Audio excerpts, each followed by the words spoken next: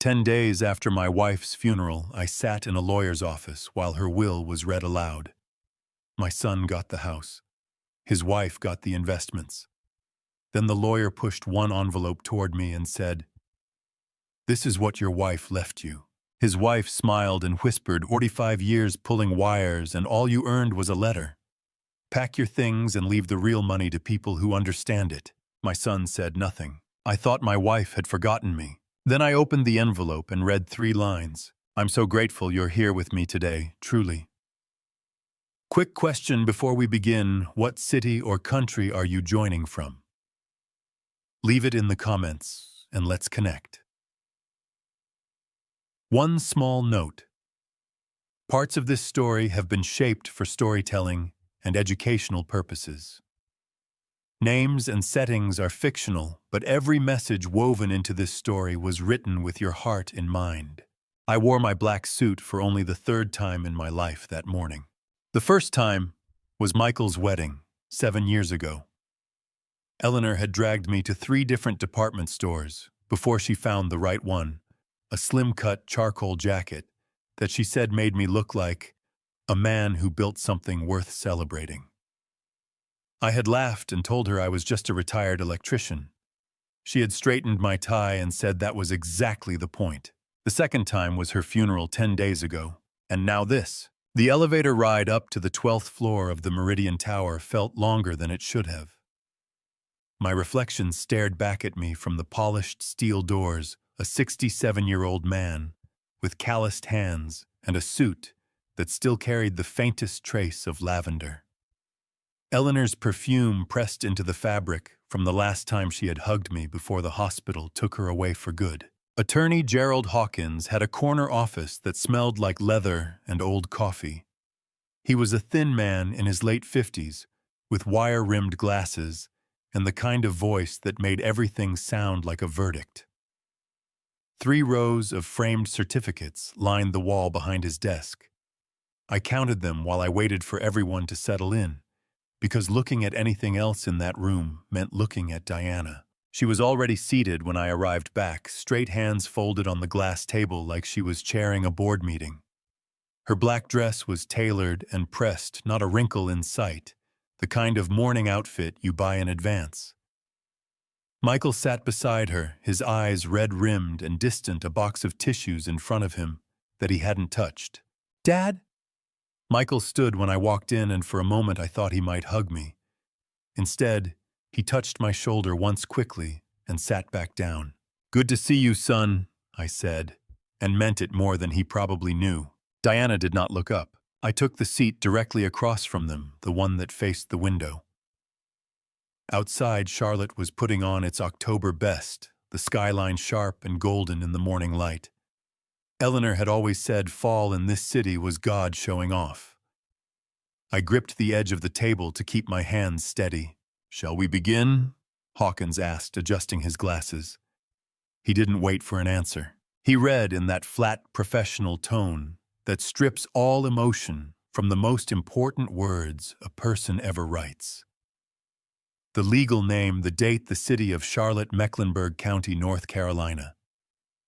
I straightened in my chair and thought about Eleanor, about the way she hummed while she made coffee, about the sound of her pen moving across paper late at night when she thought I was asleep. "To my beloved son, Michael James Callahan," Hawkins began, "I bequeath the family residence located at 4412 Ballantine Manor Drive, Charlotte, valued at $1.8 million, along with all furnishings and personal property contained therein." Michael flinched like he'd been hit. A single tear ran down his cheek and he pressed his knuckles to his mouth. I kept my eyes on the window. "To Diana Callahan, beloved daughter-in-law," Hawkins continued, "I bequeath the entirety of my current investment portfolio, including all brokerage accounts, mutual funds, and associated assets valued at approximately $2.1 million. Diana's chin lifted slightly.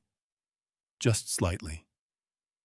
The corner of her mouth moved in a way that wasn't quite a smile but was close enough to one that my jaw tightened. "To the Grandchildren's Education Trust, established in the names of Lily and Connor Callahan." I leave $400,000 to be administered according to the terms of the trust agreement on file with this office. I nodded slowly. That was Eleanor always thinking ahead, always making sure the children were taken care of. I felt a small, painful wave of pride. Then Hawkins turned to the final page. He paused. Just half a second, but I caught it. "And to my husband, Robert James Callahan," he said, "I leave a personal letter." The room went quiet in a way that felt deliberate. No dollar amount. No asset. No property.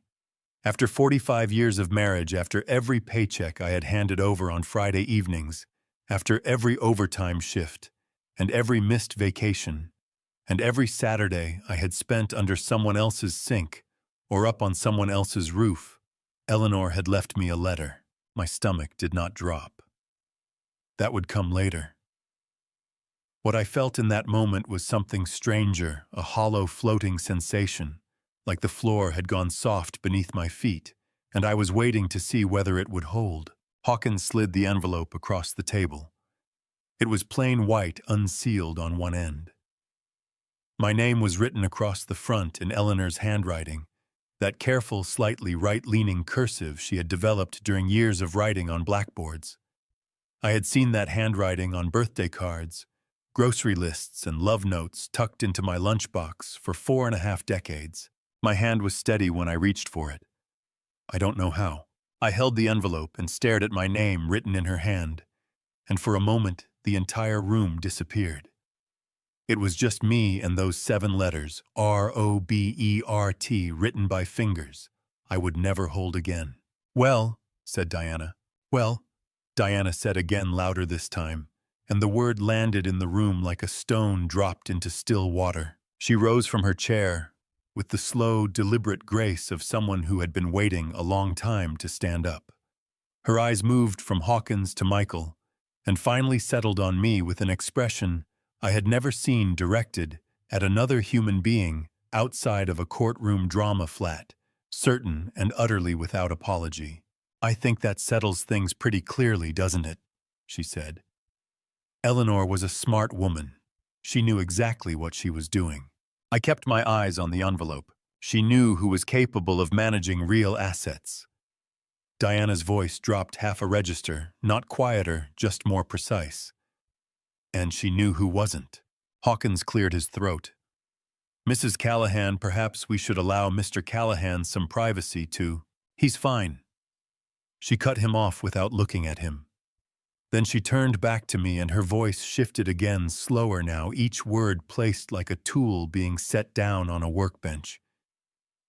"You know what you are, Bob. You're a retired electrician. You spent 45 years climbing ladders and pulling wire for other people's houses. That's honorable. It really is." She paused. "But it doesn't qualify you to manage a $2 million portfolio." Eleanor understood that. She protected this family the only way she could. My chest felt like something had reached inside it and was slowly tightening its grip. "So here's what's going to happen." Diana continued, smoothing the front of her dress with both palms. "You're going to take your letter and you're going to start making arrangements. Michael and I will be moving into the Ballantyne house within the week. I'd appreciate it if you could have your personal belongings cleared out by Sunday. I'll have the locks changed Monday morning." The room held its breath. I looked at Michael. He was staring at the table. Not at his hands, not at me, not at Diana. At the table itself, at some fixed, neutral point that required nothing of him. His jaw was set. He knew what was coming, and he had chosen in advance not to meet my eyes when it arrived. That was the moment that hurt more than anything Diana had said. Not the words, not the dismissal, not being told to pack up 45 years of a life by Sunday. It was my son looking at the table. "Michael." My voice came out quieter than I intended. He didn't look up. "Michael," I said again. His throat moved. He swallowed. And then he looked at me, and what I saw in his face was not cruelty. It was shame. Deep, corrosive shame that told me everything I needed to know about the last 12 years of his marriage. Diana was still talking. Something about estate tax timelines and property transfer documentation, and whether I had a storage unit already arranged. Her voice had taken on the tone of someone reading from a checklist. Hawkins was making notes. The pen scratched against the legal pad in small, precise movements. I stood up, not dramatically, not slowly for effect. I just stood up the way I had stood up from 1,000 job sites over 45 years, because the work was done and it was time to go. Diana's voice stopped. "I'll be out by Sunday," I said. I picked up the envelope from the table, folded it once along its width, and slid it into the inside breast pocket of my suit jacket, pressing it flat against my chest with one hand. Eleanor's handwriting against my ribs. I buttoned the jacket. "Gerald," I said, nodding once to Hawkins, "I appreciate your time." Then I walked to the door, opened it, and stepped out into the hallway without looking back. The carpet in the hallway was dark burgundy. The overhead lights were the color of old brass. Somewhere down the corridor, a phone rang twice and stopped.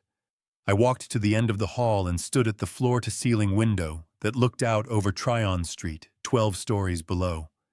The city moved the way it always moved without knowing or caring what had just happened in room 1204. My left hand found the edge of the window frame and pressed against it hard enough to feel the cold seeping through the glass into my palm.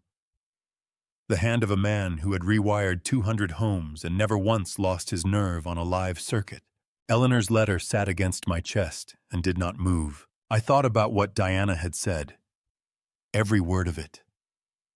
Not because it had broken something in me, but because something about the precision of it, the preparation of it, the way it had come out, fully formed and rehearsed, told me this was not the first time Diana had said those words. She had said them before. Maybe not out loud. Maybe just to herself in the quiet of a room I was never in. And Eleanor had known. I was certain of it, the way you become certain of things you cannot prove. Eleanor had known, and she had still left me nothing but a letter. I pulled the envelope from my pocket and looked at my name again in her handwriting. My thumb moved along the sealed flap. Not to open it, just to feel it. She had sealed it herself. She had pressed down every corner. She had put it in this envelope, addressed it to me specifically, and arranged for Gerald Hawkins to place it in my hands on this exact morning. Eleanor had never done anything without a reason. I put the envelope back against my chest, turned from the window, and walked toward the elevator. The button glowed amber when I pressed it. I watched the number above the doors count down from 12. Whatever was in that letter, she had written it for me, and Eleanor Callahan had never once in 45 years let me down. The parking garage beneath Meridian Tower smelled like exhaust fumes and concrete dust. My truck was on level B2, backed into a corner spot, the way I always parked, force of habit from 30 years of hauling equipment in and out of tight job sites. I sat behind the wheel with the engine off and the envelope on my knee and did not move for a very long time. Outside the windshield, a yellow fluorescent tube flickered every few seconds. In 45 years of electrical work, I would have fixed that in under 10 minutes. Right now, I could not make myself care. My chest ached in a way that had nothing to do with my heart, and everything to do with it. I had held myself together up there.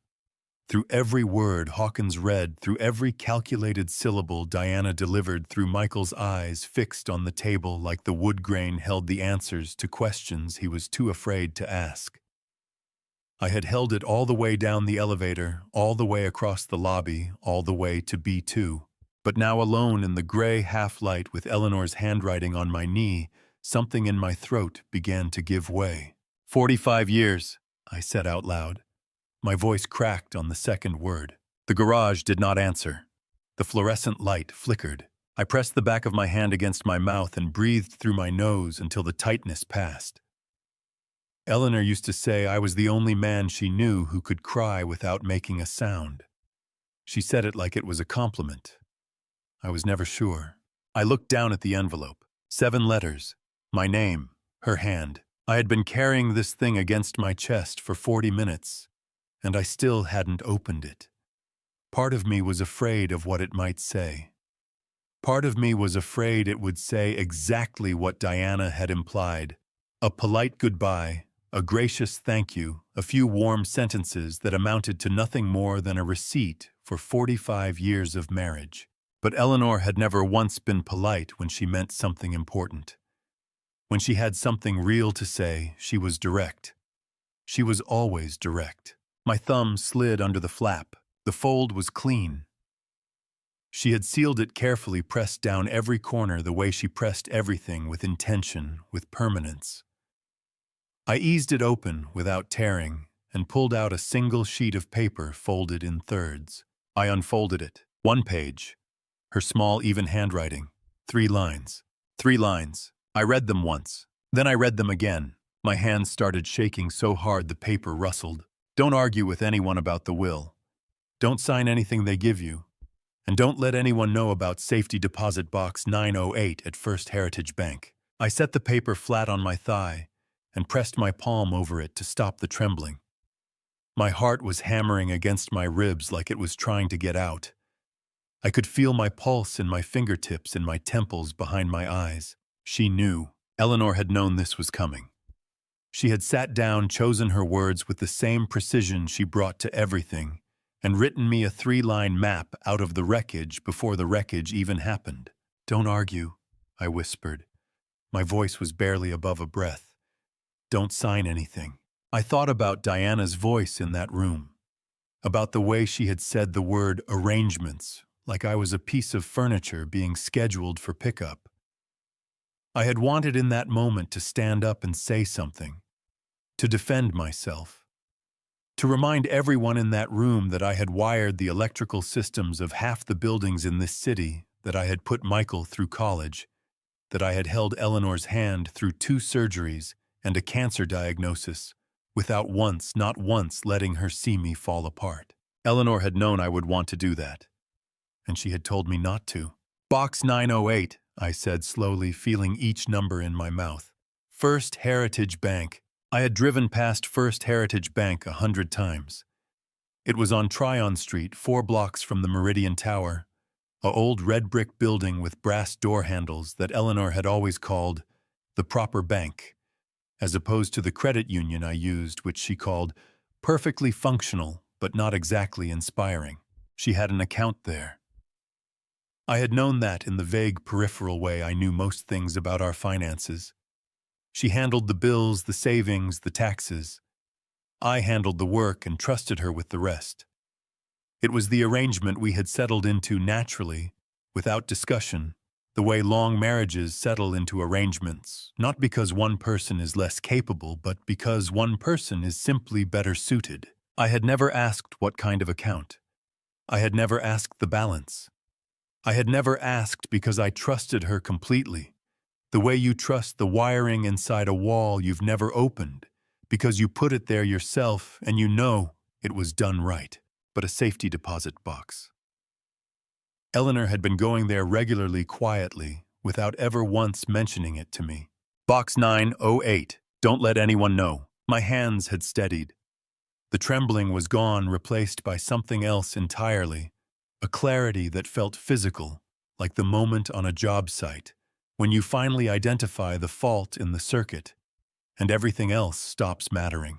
I folded the letter back into thirds, slid it into the envelope, and put it back against my chest. Then I picked up my phone and typed First Heritage Bank Charlotte into the Maps app. 3.2 miles, open until 5. I turned the key in the ignition. The engine caught on the first try the way it always did. But before I pulled out of the parking space, I remembered something. A moment from 4 months ago, before Eleanor had gotten bad enough for the hospital. She had been sitting at her desk by the bedroom window, the little writing area where she kept her correspondence and her files, and she had looked up at me with an expression I hadn't been able to read at the time. "Bob," she had said, "there's a small brass key in the tin on my desk. The mint tin. You'll know when you need it." I had laughed and said something like, "You and your mysteries, Eleanor." And she had smiled but hadn't explained, and I had forgotten about it entirely until this moment, sitting in a parking garage 12 stories below the room, where our marriage had just been publicly dismissed. The mint tin. I knew exactly where it was. I put the truck in reverse. Maple Ridge Drive looked exactly the same as it always had on an October Monday morning. The Hendersons' dog was barking at something in the oak tree 2 houses down. Mrs. Patterson's wind chimes were going in the breeze off the back of her porch. The Bradford pear trees lining the sidewalk had started to turn their leaves, going from green to a deep, bruised burgundy at the edges. I had driven this street so many times over 35 years that my hands knew the last curve before the driveway without me telling them. I pulled in and cut the engine. The house was a 2-story colonial cream siding. Black shutters, the front garden still full of Eleanor's mums, orange and yellow, and a deep rust red because she had planted them in September, knowing she might not be there to see them bloom. That was Eleanor, planting flowers for someone else's October. I sat in the driveway for a minute before I could make myself go in. She planted those for you, I told myself out loud. She knew you'd need to see them. My throat burned saying it. The front door was unlocked. Diana hadn't sent anyone yet. The house was exactly as I had left it that morning. Coat rack by the door, Eleanor's reading glasses on the hall table, the small ceramic bowl where she kept her keys. The smell hit me the moment I stepped inside, coffee and lavender, and something underneath, both of those that was just the house itself, 35 years of a life lived here soaked into the walls and the floorboards. My knees nearly buckled. Don't, I told myself out loud again, because saying things out loud was the only way I knew to mean them. Not yet. Not right now. I kept moving. Through the foyer past the living room with its 2 mismatched armchairs that Eleanor had always meant to reupholster up the stairs. My hand dragged along the banister, and I thought involuntarily and painfully about the number of times I had come up these stairs in the dark so as not to wake her working boots in hand, smelling like copper wire and sawdust. The bedroom door was open. I stood in the doorway for a moment and looked at the room. The bed was made, Eleanor's side turned down slightly, the way the hospice nurse had left it 2 weeks ago. Her reading lamp was still on the amber glow it cast across the nightstand, making the room look warm in a way that felt cruel under the circumstances. Her desk was by the window. The small roll-top she had inherited from her mother, pigeonholes stuffed with correspondence, a ceramic cup of pens, a stack of books with paper scraps as bookmarks. I crossed the room and stood in front of it. The mint tin was on the left side of the desktop, between a small potted succulent and a framed photograph of the 2 of us at Lake Norman sometime in the 90s. We were both squinting into the sun. I was grinning like an idiot. Eleanor was laughing at something I had just said, her head tipped back, her whole face open. I picked up the photograph first. My eyes burned so badly I had to set it face down. Okay, I said, my voice thick and unsteady. Okay, the tin. I picked up the mint tin. It was a flat, rectangular tin, the kind that used to hold those little round peppermints, the green and white ones. The paint was worn at the corners from years of handling. I pried the lid open with my thumbnail. Inside was a small brass key, shorter than a house key with a round head and a number stamped into the metal. 908. My hand closed around it so fast I nearly dropped the tin. There you are, I breathed. A strip of masking tape was wrapped around the bow of the key, and in Eleanor's handwriting in letters small enough that I had to tilt the key toward the window light to read them 908, when you're ready. When you're ready. Not when you need it. Not in case of emergency. When you're ready. I stood at that window for a long time, key in my fist, looking out at the backyard. The oak tree we had planted together on our 10th anniversary, now taller than the roofline. The garden beds Eleanor had expanded every spring for 30 years. The tire swing I had hung for Michael when he was 7. Still there, the rope gray with age, the tire listing slightly to the left. What did you do, Eleanor? I asked the backyard. My voice broke on her name wide open, and I let it because there was no one to hear it. What did you do, sweetheart? The oak tree moved in the breeze. The tire swing turned slow and patient the way it always had. My phone buzzed in my pocket. A text message. I pulled it out with my free hand. Diana's number. I'm having the locks changed at 4 p.m. today, not Monday. Please make sure you're not in the house. I read it twice. Then I slid the phone back into my pocket without responding, and I looked down at the key in my palm. Eleanor had told me not to argue. She had told me not to sign anything. She had told me not to let anyone know about Box 908. She had not told me to hurry. But standing in her bedroom with Diana's deadline already moved up by 3 days, with the mint tin still open on the desk, and the photograph of us at the lake turned face down, because I couldn't bear to look at it. I understood something very clearly. Whatever was in that box, Eleanor had needed me to find it before anyone else started asking questions. I closed my hand around the key, slipped it into my breast pocket next to the letter, and buttoned my jacket. I gave the room one last look. The amber reading lamp, the turned-down bed, the ceramic cup of pens that no one would ever use again. I'll come back for your things, I told her. I promise. Then I walked out of the bedroom, down the stairs, through the foyer that smelled like everything I had ever loved, and out the front door into the October air. I did not look at the mums. I got into the truck and pointed it toward Tryon Street. First Heritage Bank was the kind of building that made you stand up straighter just walking through the front door. It was old Charlotte. The real kind, red brick and brass fittings, and tall arched windows that let in light the way churches do, in long amber columns that fell across the marble floor and made the whole lobby feel like somewhere serious things happened. Eleanor had called it the proper bank for as long as I could remember, and standing on the sidewalk outside it for the first time, with a brass key in my breast pocket and a dead wife's instructions in my other pocket, I finally understood what she meant. I pushed through the heavy door and stepped inside. The lobby was quiet for a Monday afternoon. A young man in a navy suit was helping someone at the far end of the counter. 2 teller windows were open. A woman in her mid-50s with silver hair pulled back neatly looked up from her station as I approached her nameplate reading, Patricia Owens, Customer Relations. "Good afternoon," she said, and her voice had that careful, professional warmth of someone trained to deliver bad news gently. "How can I help you today?" "I need to access a safety deposit box," I said. "Box 908. My wife held the account. She passed away 10 days ago." Patricia's expression shifted. Not dramatically, just a small softening around the eyes, the kind that tells you a person is actually listening and not just processing. "I'm very sorry for your loss," she said, and she meant it. "May I ask your name, sir?" "Robert Callahan, Bob." She turned to her computer and typed slowly, reading something on the screen. Then she stopped. Her fingers hovered over the keyboard for just a moment longer than necessary before she looked back up at me. "Your wife was Eleanor Callahan?" she asked. "That's right.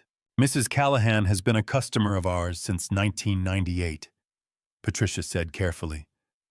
"Box 908 has been active and renewed annually." She paused. "You're listed as an authorized user on the account Mr. Callahan.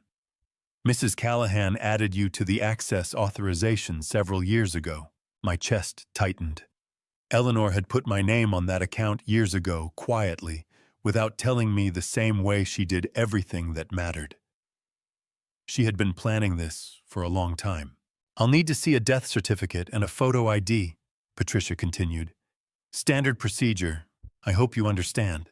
"I've got both right here," I said, reaching into the inside pocket of my jacket, where I'd kept the estate documents from the morning. "Had them with me all day." Patricia processed the paperwork with the careful efficiency of someone who respected documents, the way I respected live circuits, everything handled properly, nothing rushed. She made a copy of the death certificate, logged my ID, had me sign a form. "Mr. Callahan," she said quietly, as she handed back my originals. Mrs. Callahan came in regularly, usually once a month, sometimes more often. She glanced briefly toward the back of the lobby, then back at me. She was always very particular, very organized. She always knew exactly what she needed. That sounds about right, I said, and my voice came out rougher than I intended. Patricia picked up the phone on her desk and called someone named David to cover her station. Then she came around the counter. If you'll follow me, I'll take you down to the vault room. We went through a door behind the teller stations, down a short hallway, and then down a flight of stairs to the lower level. The temperature dropped noticeably as we descended. The vault room was long and narrow, lit with overhead fluorescents that gave everything a clean, bluish-white light. Rows of metal boxes lined both walls from floor to ceiling, each one numbered in small brass plates. Box 908 is in the back, Patricia said, leading me down the center of the room. Large format. Mrs. Callahan upgraded to the larger size in 2010. We stopped at the third-to-last box on the right side. It was bigger than I expected, roughly the size of a large briefcase laid flat. Patricia used the bank's master key on the left cylinder, then stepped aside. Your key goes in the right one, she said. My hand was not steady when I reached into my pocket. I got the key out on the first try, but I fumbled it slightly against the lock before it found the slot. The tumblers turned. The box slid out on its runners with a sound like a long exhale. Patricia lifted it onto the viewing table in the center of the room. Take all the time you need, she said. I'll be right outside. Just knock when you're ready. She stepped out and pulled the door mostly closed. I stood alone in the vault room with the box in front of me and both hands flat on the edge of the table. I breathed in, I breathed out. Then I lifted the lid. There was no money, no jewelry, no stack of cash bound with rubber bands the way you saw in movies. What filled that box was paper organized with the precision of a woman who had spent 30 years teaching children how to think clearly. Folders, 8 of them, each a different color, each labeled in Eleanor's handwriting. A small black notebook with an elastic band around it. A USB drive in a clear plastic case. And on top of everything, placed deliberately where it would be the first thing I touched, a white envelope. My name on the front. Lord have mercy, Eleanor, I whispered, and my voice cracked straight down the middle. I reached for the envelope first, then I stopped. My eyes moved to the folders. One of them, a dark green folder near the back of the box, had no printed label. Just a single handwritten letter in the bottom right corner of the tab, written in black ink. D. My stomach dropped 3 floors. I knew what that letter stood for. I knew it the way you know a circuit is live before you touch it. A feeling in the air, a warmth that tells you to be careful. I pulled the envelope off the top of the pile and set it to one side, face down. Then I reached for the green folder. The first page inside the green folder was a handwritten note from Eleanor dated 3 years earlier, the summer before she got sick. Her handwriting was steady and deliberate, the way it always was when she was writing something she had thought about for a long time. I don't know what I'll find, she had written, but I know what I've already seen. And a mother doesn't unsee things like that. I pulled up the metal stool from under the viewing table and sat down because my legs were no longer interested in holding me up. Talk to me, Elle, I said out loud to the folder, to the vault room, to wherever she was. Tell me what you saw. The folder was organized into sections separated by small adhesive tabs. The first section was labeled Timeline. It was a handwritten chronology, dated entries going back to early 2019, roughly 2 years after Michael and Diana had gotten married. March 2019. Eleanor had written, Diana mentioned her financial advisor for the first time. Said it casually, the way people mention things they don't want you to ask about. Michael didn't react. I wrote it down because I couldn't stop thinking about it. I turned the page. June 2019. Found paperwork in the guest room while Diana was staying over. Not snooping, the papers were on the nightstand face up. A brokerage statement. Account holder, Diana R. Callahan. The account was opened in 2015, 2 years before the wedding. Balance significant. I took a photo with my phone. I don't know why. I just knew I needed to. My jaw tightened so hard my back teeth ached. She had her own account, I said out loud. Before she ever married my son. I kept reading. August 2020. Asked Michael casually if he and Diana had combined finances. He laughed and said mostly. I asked what that meant. He changed the subject. He's good at changing the subject. He learned that from his father. A small arrow pointed to a note in the margin. Sorry, Bob. You know it's true. Despite everything, despite the vault room and the fluorescent lights and the folder full of things that were making my hands shake, I let out a sound that was almost a laugh. Even in her private notes, Eleanor found a way to tease me, but the laugh died fast. The next section of the folder was labeled LLC. Eleanor had found through what she described only as some research I did at the library and online that Diana was the sole registered agent of a limited liability company incorporated in Delaware in 2016, 1 year before the wedding. The company was called Renfield Consulting, LLC, and it had no public-facing website, no listed employees, and no obvious business purpose that Eleanor could identify. Regular transfers into Diana's personal account from Renfield, Eleanor had written. Consistent amounts, monthly, going back years. Michael's name is nowhere on any of it. My chest felt like something was sitting on it. She was building a nest egg, I said, the whole time, before she even said I do. The third section was the one that made the vault room feel 10 degrees colder. It was a printout of an email chain. Eleanor had typed a header note at the top forwarded from Diana's email. Diana left her laptop open on the kitchen counter. I only read what was already on the screen. I am not ashamed of that. The emails were between Diana and an attorney named Philip Garrett, not Gerald Hawkins, a different attorney entirely based in Raleigh. The subject line was Estate Planning Scenario B.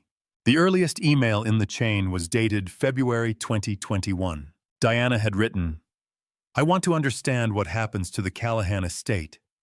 If the elder Mr. Callahan predeceases Mrs. Callahan versus if Mrs. Callahan predeceases him. I'm asking about both scenarios because I want to be prepared. Philip Garrett had replied with a detailed breakdown. In the scenario where Eleanor died first, he explained the marital assets would go through probate, and Robert Callahan, as surviving spouse, would have elective share rights under North Carolina law, meaning he could claim up to 1/3 of the net estate.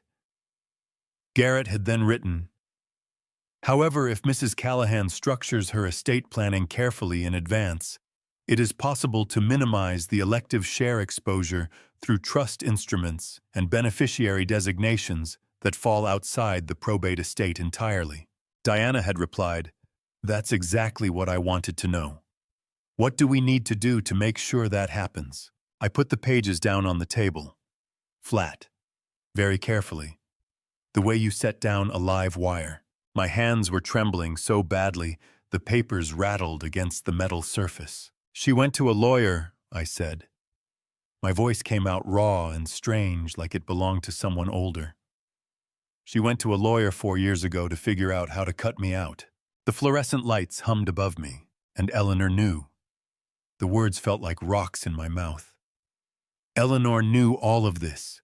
She knew, and she never said a word to me. I pressed both palms flat on the table and stared at the folder. My eyes were burning. Not quite tears, but close that particular heat behind the eyes that comes right before everything gives way. Then I thought about what Eleanor had written in her very first note. A mother doesn't unsee things like that. She hadn't told me because she was protecting me. She knew me well enough to know that if I had found out about this, I would have walked straight into Michael's house and said exactly what I thought loudly and without diplomacy, and Diana would have had exactly the ammunition she needed to drive a permanent wedge between me and my son. Eleanor had taken all of that fury and grief and channeled it into something else entirely. Into preparation. Into documentation. Into a green folder in a vault room on Tryon Street. I wiped my eyes with the back of my hand. You were protecting me, I said softly. Even then. You were always protecting me. I put the green folder aside and looked at the rest of the box. 7 more folders, a black notebook, A USB drive in a clear plastic case. My eyes landed on the USB. Eleanor had placed it toward the back of the box, away from everything else. No label, just a strip of masking tape across the top with 3 words written in red ink, the red she only used when she really meant something. Watch this last. My hand moved toward it before I caught myself. Watch this last. If Eleanor said last, she meant last. In 45 years, I had learned the hard way that there was always a reason for the order in which she did things. I picked up the USB, turned it over once in my fingers, and set it back down exactly where it had been. Then I picked up the white envelope from where I'd set it face down at the start of all this. My name, her handwriting. I pressed it between both palms, like something I was afraid to break, and for just a moment, I let myself feel the full weight of what was happening. My wife was gone. My son had looked at the table. My daughter-in-law had spent years engineering a future in which I did not exist. And Eleanor, my Eleanor, had spent those same years building something I didn't yet understand, something that had brought me here to this room, to this box with a brass key and a broken heart, and the slowly dawning sense that the woman I had been married to for 45 years was about 10 steps ahead of everyone in this story, including me. I opened the envelope. The letter was 4 pages long. Eleanor's handwriting covered every line, small and precise the way she wrote, when she had a great deal to say and wanted to say all of it without wasting a single inch of paper. I pulled the stool closer to the viewing table, spread the pages flat under the fluorescent light, and began to read. My darling Bob, she had written. If you're reading this, you found the tin. Of course you found the tin. You always remember the things I say when you think you're not paying attention. My throat tightened so fast it surprised me. I need to explain some things, she continued. Not because I owe you an explanation, but because you are the most honest man I have ever known, and honest men deserve honest answers. I pressed my palm flat on the page to keep my hands from shaking. She wrote about Diana. Not with bitterness, not with the cold fury I might have expected, but with the measured sadness of a woman who had watched something happen slowly and couldn't stop it. She wrote about the brokerage statement she had seen on the nightstand, about the LLC she had found, about the emails with Philip Garrett. I didn't tell you, she wrote, because I knew what you would do. You would have gone straight to Michael and said exactly what you thought, the way you always do, the way I love you for, and Diana would have used it to push Michael further away from us. I couldn't let that happen. So I did what I do best. I planned. Lord Eleanor, I whispered, and my voice broke completely on her name. She wrote about the safety deposit box, about the second envelope at the bottom of the box, the one she called the real letter, the one she said I should take to a man named Douglas Webb at First Heritage Bank when the time came. She described Webb as the most careful and trustworthy financial advisor I have ever worked with, which is saying something because I have worked with several. Then she wrote the line that made my eyes burn so badly I had to stop reading for a full minute. Bob, I need you to know something. Whatever happens in that room with Gerald Hawkins, whatever Diana says, whatever Michael doesn't say, one of it is the truth of our marriage. The truth of our marriage is 45 years of Friday evenings, when you came home dirty and tired and handed me your paycheck with that proud look on your face. The truth is that you trusted me completely every single time without question, without hesitation. That kind of trust is not ordinary. That kind of trust is everything.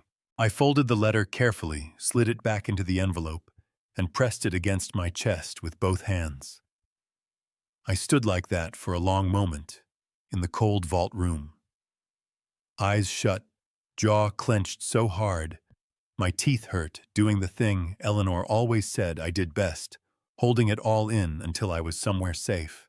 Patricia knocked softly on the door. Mr. Callahan, are you all right in there? Fine, I called back, and my voice was steadier than I had any right to expect. Just need another minute. Take all the time you need, sir. I looked at the USB drive still sitting in its clear plastic case at the back of the box. Eleanor's red ink. Watch this last. I picked it up and put it in my jacket pocket.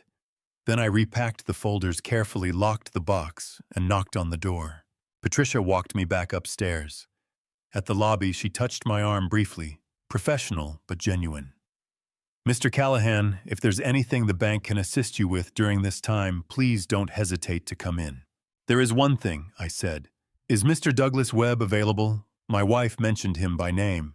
Patricia's expression changed slightly, a quiet recognition. Mr. Webb is our senior wealth management advisor. He's in a client meeting until 5. I can leave him a message that you'd like to speak with him. Please, I said. Tell him Eleanor Callahan's husband came in. He'll know what that means. I pushed through the brass doors and stepped back out onto Tryon Street. The October air hit me cold and clean. Diana had changed the locks at 4. I had nowhere to go but forward. I got out my phone and called the only person I trusted without reservation. James Wheeler picked up on the second ring the way he always did. Bob, how'd the will reading go? About as bad as you'd expect, I said. A pause, then, get over here. Martha made pot roast. James, I need to use your laptop tonight.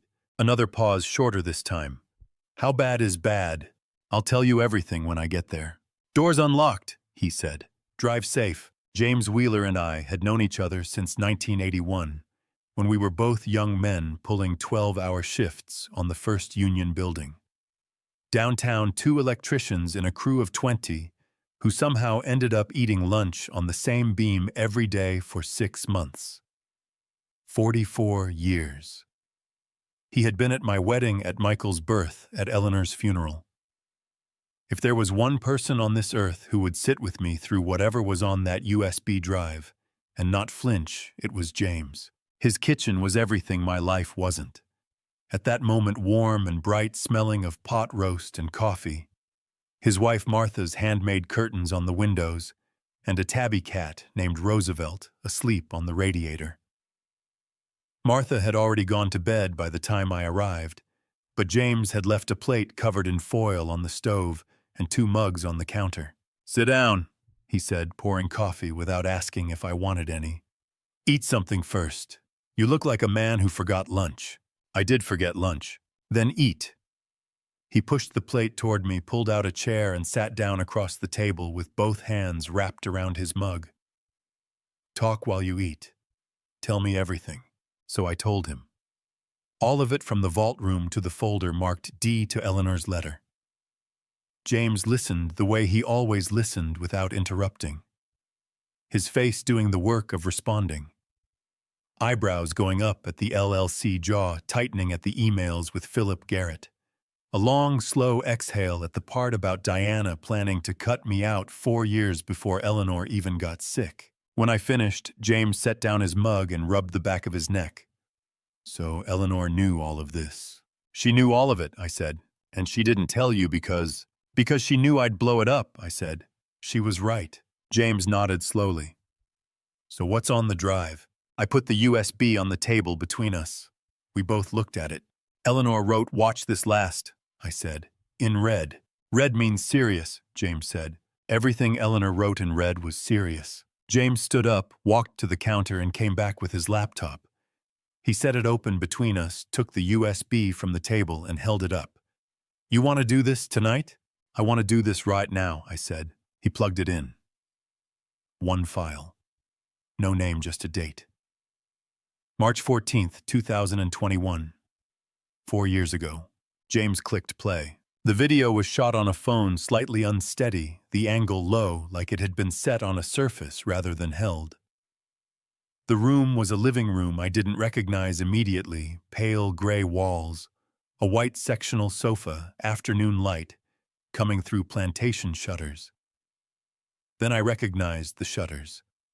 They were in Michael's old apartment, the one he and Diana had lived in before they bought the house in Ballantyne. Diana was on the sofa, her back half turned to the camera phone pressed to her ear. She was laughing at something the person on the other end had said.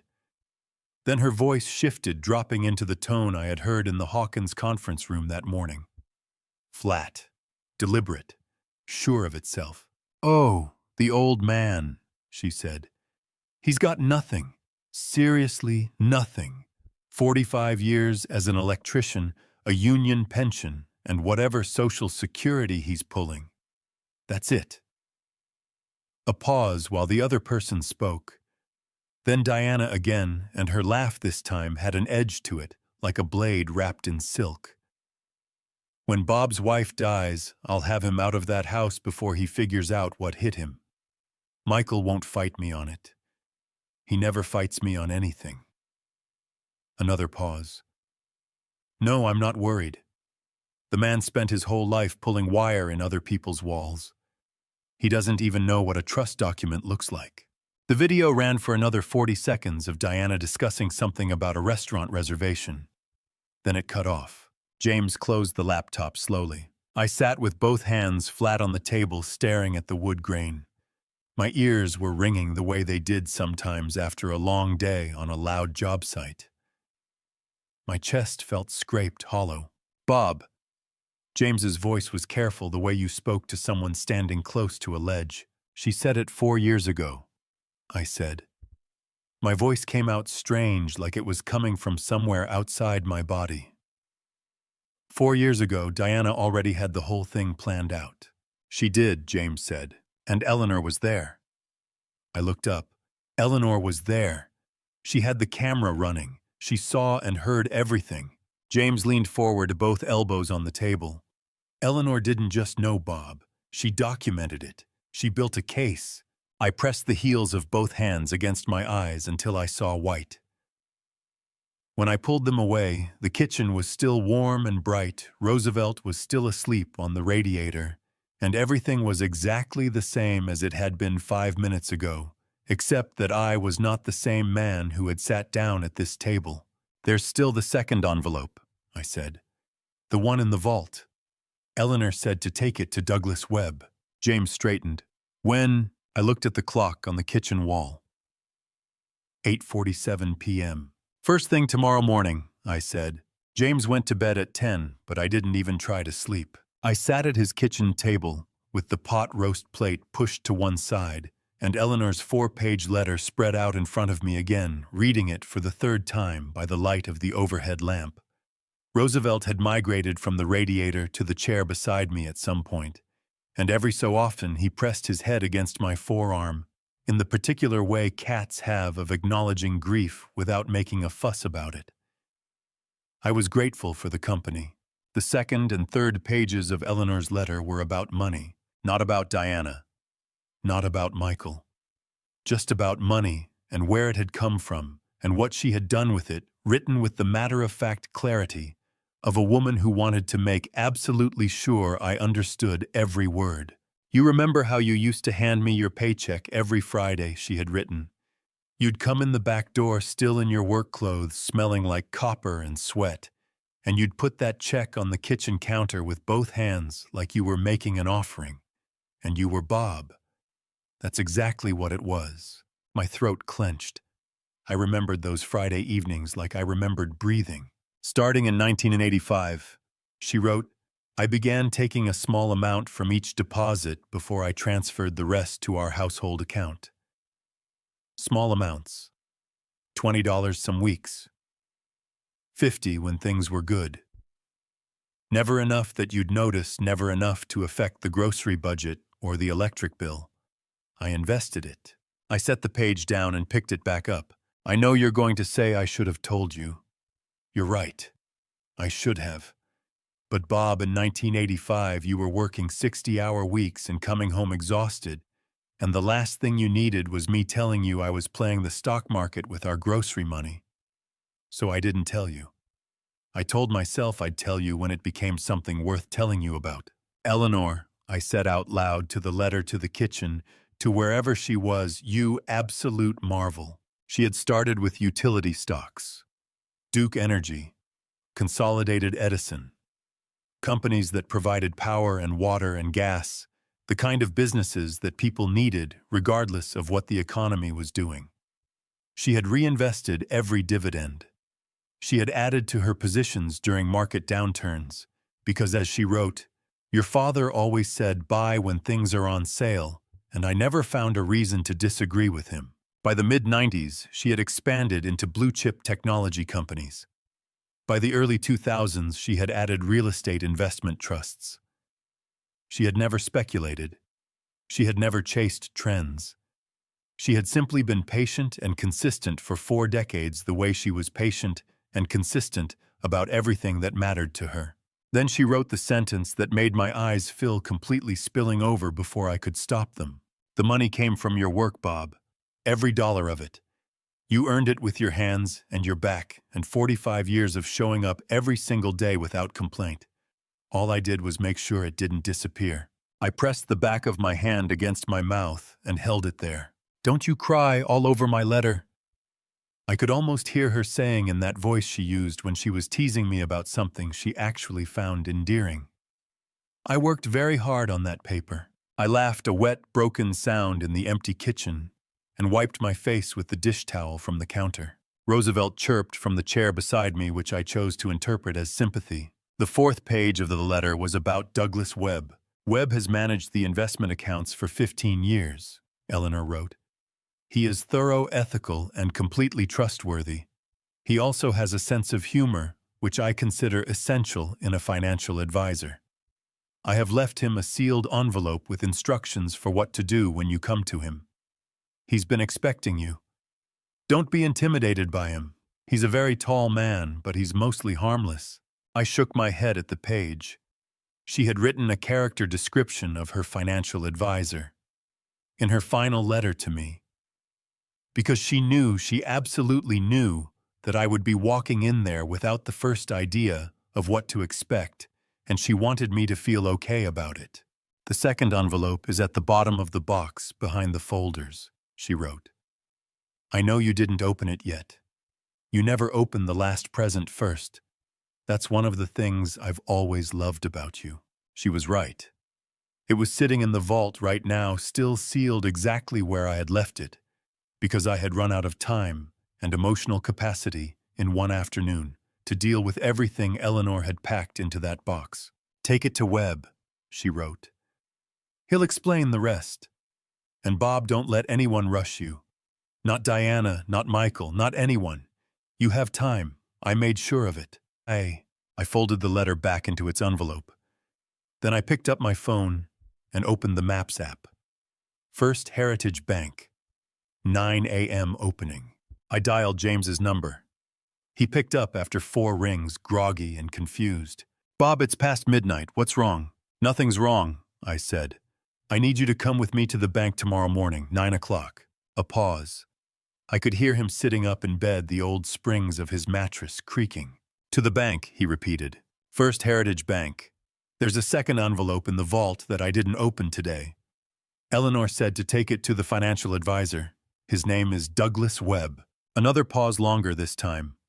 "Bob, how big is this thing, whatever Eleanor set up?" "I don't know yet," I said honestly. But she used the word rest when she said Webb would explain it, as in he'd explain the rest. Like what I've already found is only part of it. James exhaled slowly. "All right," he said. 9 o'clock. I'll drive." "You don't have to drive, James." "I know I don't have to," he said. "That's not why I'm doing it. Now get some sleep. You sound like a man who's been awake for 20 hours. 19, I said. "Close enough. Good night, Bob." "Good night, James, and thank you." He made a sound that was not quite words. The particular sound of a man who had been your friend for 44 years and considered thanks unnecessary at this point. Then he hung up. I sat for another minute at the kitchen table with Eleanor's letter in my hands and the lamp making a warm circle of light in the dark kitchen. I thought about the second envelope sitting in Vault 908 waiting. I thought about Douglas Webb and whatever he was going to explain. I thought about Eleanor in 1985 slipping $20 into an investment account while I came through the back door smelling like copper wire and thinking she was paying the electric bill. "What else did you do?" I asked her quietly into the warm stillness of James's kitchen. What else did you build for me when I wasn't looking? The house gave no answer, but the question itself felt different from the ones I had been asking all day. Less like grief, more like wonder. I turned off the kitchen lamp and lay down on James's sofa. For the first time since Eleanor died, I fell asleep quickly. James made coffee at 7:30 without being asked the way good friends do. I was already sitting at his kitchen table when he came downstairs. Still in yesterday's clothes. Eleanor's letter folded in my breast pocket, and the USB drive sitting on the table beside my phone. James took one look at me and went straight to the coffee maker without saying a word about the fact that I clearly hadn't moved in several hours. "You sleep at all?" he asked, filling both mugs. "A few hours," I said. "Enough. You look like a man who slept in his clothes on a sofa." He set a mug in front of me and sat down. "Which is exactly what you did, so I suppose that tracks." "James," I said. "Bob, thank you for last night." He waved it off with one hand. 44 years. Don't thank me for 44 years. He wrapped both hands around his mug and looked at me steadily. "You ready to go back to that bank?" "More than ready," I said. We were parked outside First Heritage Bank at 8:55. James had driven as promised in his old Bronco that smelled like motor oil and pine air freshener, and he had kept the radio on classic country the whole way, because he knew I needed noise that didn't require a response. That was James. He always knew. Patricia Owens was already at her station when we walked in. She looked up, recognized me immediately, and something in her expression shifted, a careful, professional alertness, like someone who had been expecting this visit. "Mr. Callahan," she said warmly. "Good morning. And this is—" "James Wheeler," I said. "He's with me. He's family." James nodded once at Patricia. She smiled. "Of course," she said. "I got your message from yesterday about Mr. Webb. He's available this morning and would very much like to meet with you." She lowered her voice slightly. "He said to tell you he's been expecting your call." My chest tightened. Of course he had. Eleanor had told him I was coming just like she had told me he was coming. She had set the whole thing up like a series of falling dominoes, each one perfectly placed, each one waiting for the right moment. Patricia led us down to the vault room first. I opened box 908, reached past the folders and the black notebook, and found it exactly where Eleanor had placed it, at the very bottom of the box, pressed flat against the back corner. A thick envelope, cream-colored, sealed with wax. Not ordinary white envelope wax. Deep burgundy, the color of the curtains in our old dining room, pressed with a small, circular stamp. In the center of the wax seal, Eleanor had pressed her initial, E. "Good Lord," James breathed beside me. "She planned everything," I said. My voice came out hushed, almost reverent, right down to the wax seal. I picked it up carefully, holding it with both hands. The envelope was heavier than I expected. Whatever was inside was substantial, not just a letter, but documents folded and ordered and sealed by a woman who had spent decades making sure things were done properly. I did not open it in the vault room. I tucked it under my arm and locked the box. Patricia brought us upstairs to the second floor, to a part of the bank I hadn't seen before, quieter, carpeted in navy blue with dark wood paneling and the kind of framed landscape prints that said serious money was managed here. She knocked on the last door on the right.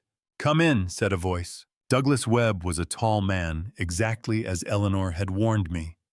6'3", at least broad-shouldered, with close-cropped silver hair, and the kind of handshake that said he had been working with people during the most important moments of their lives for a very long time. He was somewhere in his early 60s, with reading glasses pushed up on his forehead, and a desk covered in neatly organized files. He stood the moment I walked in, and came around the desk with his hand extended. "Mr. Callahan," he said, and his voice was warm and unhurried. "I'm Douglas Webb. I've been looking forward to meeting you for a long time." He paused and something genuine moved across his face. "Eleanor talked about you often. She was very proud of you." My throat closed up so fast I had to clear it twice before I could answer. She never mentioned you, I managed, which, knowing Eleanor, means she trusted you completely. Webb smiled at that, a real smile, the kind that reached the corners of his eyes. That's the most accurate thing anyone has ever said about her. He gestured to the chairs. Please, both of you sit down. Can I get you anything? Just answers, I said. Then let's start there, he said, and sat back down behind his desk. I placed the cream envelope on the desk between us. Webb looked at it, then at me. She told me about the wax seal, he said quietly. She said you'd bring it when you were ready, that you'd know when ready was. I'm ready, I said. Webb opened his desk drawer and produced a silver letter opener, handed it to me handle first. It should be you, he said simply. I broke the seal. Before I tell you what Douglas Webb said that Monday morning, the number that made my knees go weak and my breath catch in my throat, I need to know you're still with me. Drop a 10 in the comments right now. Just that number. It tells me you haven't left, and honestly, after everything I've been through, knowing you're here means everything. A quick note. The story ahead contains some fictional elements woven in for storytelling purposes. If that's not your cup of tea, it's completely okay to step away now. But if you stay, I promise what comes next will be worth it. The envelope contained 3 things: a cover letter in Eleanor's handwriting, 2 pages, a summary document printed on First Heritage Bank letterhead, 4 pages dense with numbers and account details, and a smaller sealed note with 3 words on the outside in red ink, "Read this last." Webb watched me lay each item on the desk without reaching for any of them. He understood I could tell that I needed to see everything before I touched anything. Walk me through it, I said. All of it. Don't skip anything. Webb leaned forward, laced his fingers together on the desk. Mr. Callahan, your wife came to me for the first time in the fall of 2008. The financial crisis had just hit. Most of my clients were panicking, selling everything, trying to minimize losses. He paused. Eleanor came in with a yellow legal pad covered in handwritten calculations and asked me to help her buy more. James made a sound beside me that was half laugh, half disbelief. She had been investing independently since the mid-'80s, Webb continued. Mostly in utility stocks and blue-chip companies. By 2008, she had built a portfolio worth just under $400,000. She wanted professional management to take it further. $400,000 in 2008, built from $20 increments starting in 1985. I started crying right there, and I'm not ashamed of it, I said, and my voice broke clean down the middle. I pressed my knuckles hard against my mouth. 23 years of $20 bills. Webb gave me a moment. He was good at giving people moments. Over the next 15 years, he said, his voice steady and gentle, we grew that portfolio significantly. Eleanor was an exceptional client. She never panicked, never chased trends. She had one rule that she repeated to me every single year at our annual review. Webb looked me straight in the eyes. She said, Douglas, this money belongs to Bob. It came from his work. Make sure it's still there when he needs it. The tears were running down my face, and I didn't try to stop them. James reached over and put his hand on my forearm, and I was grateful for the weight of it. Every year, I said. She said that every year. Every year, Webb confirmed, without fail. I reached for the bank summary document and turned to the first page. Webb reached over and pointed to the bottom line of the first column. I read the number. I read it again. Then I set the paper down flat on the desk, pressed both palms on top of it, and stared at the wall behind Webb's head for a full 10 seconds, because I needed somewhere neutral to look, while my brain tried to make sense of what my eyes had just seen. $70 million, I said. The words felt like something borrowed, like they belonged in someone else's sentence. $70 million. $72.4 million as of last Friday's close, Webb said. The number fluctuates slightly with market movement, but the core figure is stable. James exhaled beside me like a man who'd been punched very gently in the sternum. "Bob," he said. "Bob." "I hear you, James," I said. $72 million. I heard you the first time.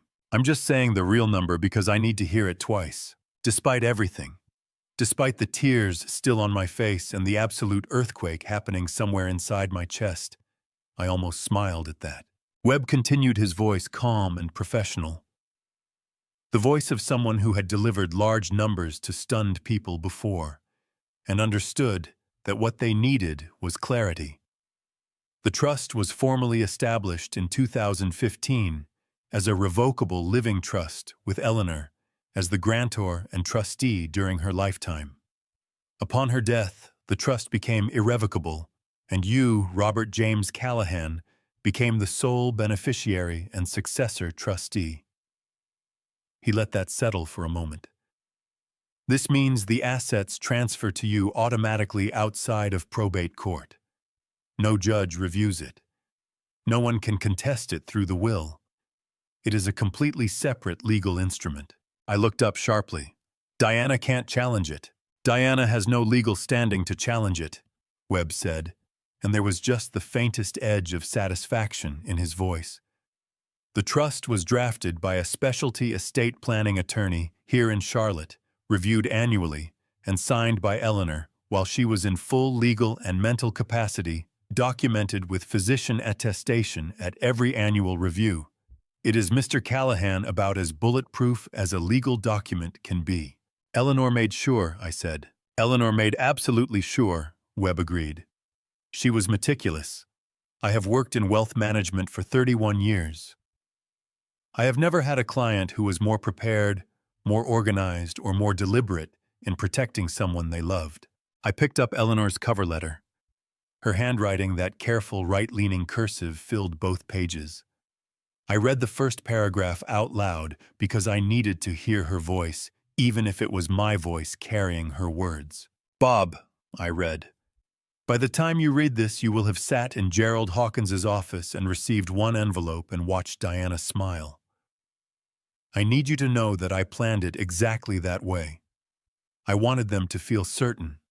Certainty makes people careless, and careless people make mistakes. James let out a long, slow breath. She set a trap. She set a trap. I confirmed, and my voice cracked again, but I kept reading. The assets in the will, the house, the investment portfolio, the education trust represent everything I wanted Michael and his family to have. Those are real gifts freely given with love. But they are not the whole picture. They are what I wanted Diana to see. What I wanted her to believe was everything. I had to stop. My chest was so full of something that didn't have a name that I couldn't breathe properly for a moment. I pressed the letter flat on the desk and pulled in 3 slow breaths the way Eleanor had taught me to do during her chemo treatments when I was trying not to fall apart in the hospital room. She thought of everything, I said. She thought of absolutely everything. Read the last line of page 2, Webb said quietly. I turned the page, found the last paragraph. The electrician they called foolish kept the lights on in this family for 45 years, I read. Not because he had to, because he chose to. Every single day. That choice is worth more than any number I could write on a page. But since I know you, Bob Callahan, I know you would rather have the number 2. So here it is. Every cent of it. You earned it. I folded the letter and held it against my chest with both hands. My shoulders were shaking. The tears were coming properly now, not the restrained kind I had managed yesterday, but the deep, full kind that came from somewhere below the chest, the kind Eleanor always called the real ones. James gripped my forearm harder. He didn't say anything. He didn't need to. Webb gave us a long moment before he spoke again, his voice low and respectful. Mr. Callahan, there's one more item. The small sealed note. I had forgotten it. The red ink. Read this last. I picked it up, broke the seal with my thumbnail. Inside was a single index card.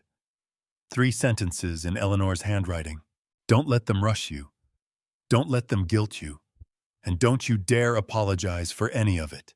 I laughed. Through the tears, through the shaking shoulders, through $72.4 million sitting in a document on Douglas Webb's desk, I laughed out loud in that quiet second-floor office because Eleanor was still telling me what to do from wherever she was, and she was still absolutely right. "Okay, Elle," I said to the index card, to the ceiling, to the October sky outside the window. "Okay." Webb leaned back in his chair, folded his hands, and smiled at me, like a man who had been waiting a long time to watch this particular moment happen. "Shall we discuss next steps?" he asked. "Give me 1 more minute," I said. "Take all the time you need, Mr. Callahan," he said. "Eleanor made sure you have plenty of it." The apartment on Midtown Park Avenue was smaller than our old bedroom on Maple Ridge Drive, and I mean that literally. 1 bedroom, a kitchenette, a single window that looked out over a parking lot, doing its best impression of something cheerful. The furniture had come with the lease, a beige sofa that had seen better decades, a round table with 2 mismatched chairs, and a bed that was perfectly adequate and felt absolutely nothing like home. I had moved in with 2 duffel bags, a cardboard box of books, and Eleanor's letter folded carefully in my breast pocket. That was it. That was everything I had brought with me into this new chapter of my life, and standing there on that first night, looking at those bare walls, I had thought, this is what starting over feels like at 67. James had offered his spare room. I had said no without hesitating. "I need to learn how to be alone," I told him, and he had nodded slowly, his jaw tight because James Wheeler had known me for 44 years, and he understood immediately the way only a man who has loved you that long can understand that this was something I needed to do for myself. He didn't push. He never pushed. That was day 1. By day 7, I had built myself a routine the way you build a small fire in the cold, carefully, deliberately, because it's the only warmth you've got. Coffee at 6:30, standing at the window in my undershirt, watching the parking lot below shake itself awake. Delivery drivers, a woman walking a golden retriever, an old man in a blue jacket, who appeared every morning at precisely 6:42 and sat on the same concrete bench and read a folded newspaper. I had started to look forward to seeing him. By day 4, I was rooting for him. A walk around the block at 7. A bowl of oatmeal at 7:30 that Eleanor would have described as aggressively plain, her words, not mine, because I had never once learned to make it the way she did, with brown sugar and banana slices and that pinch of nutmeg that made the whole kitchen smell like Sunday morning. My version tasted like warm cardboard. I ate it every day anyway because the ritual of making it made me feel like I was still tethered to something. Then I would sit in the round table with Eleanor's letter and read it again, 1 page at a time, the way you read something that holds more than any single sitting can contain.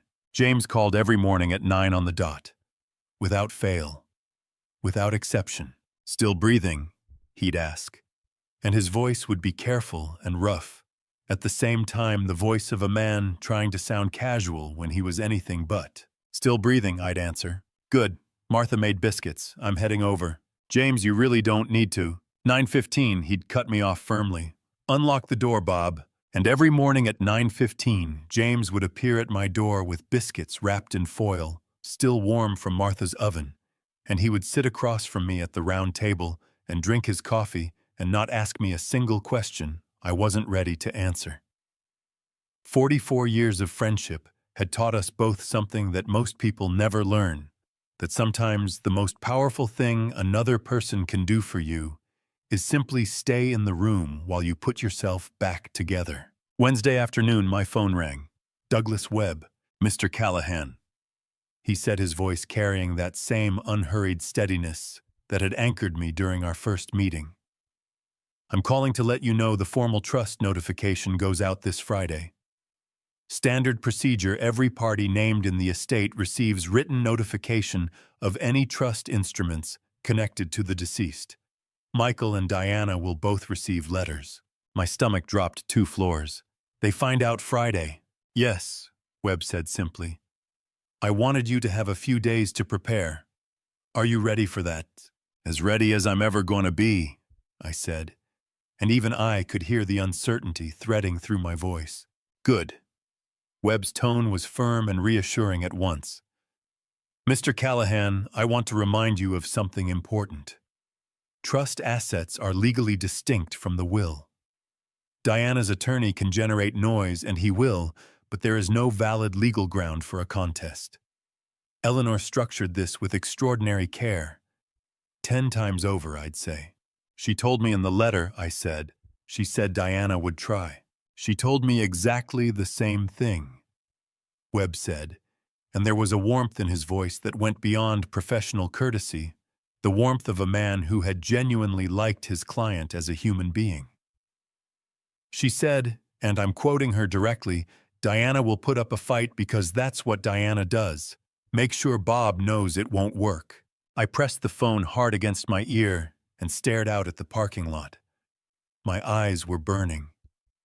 They had been doing that all week, not full crying, just that persistent aching heat that rose and receded without warning like a tide with its own private schedule. She thought of absolutely everything, I said, my voice barely holding. She absolutely did, Webb said quietly.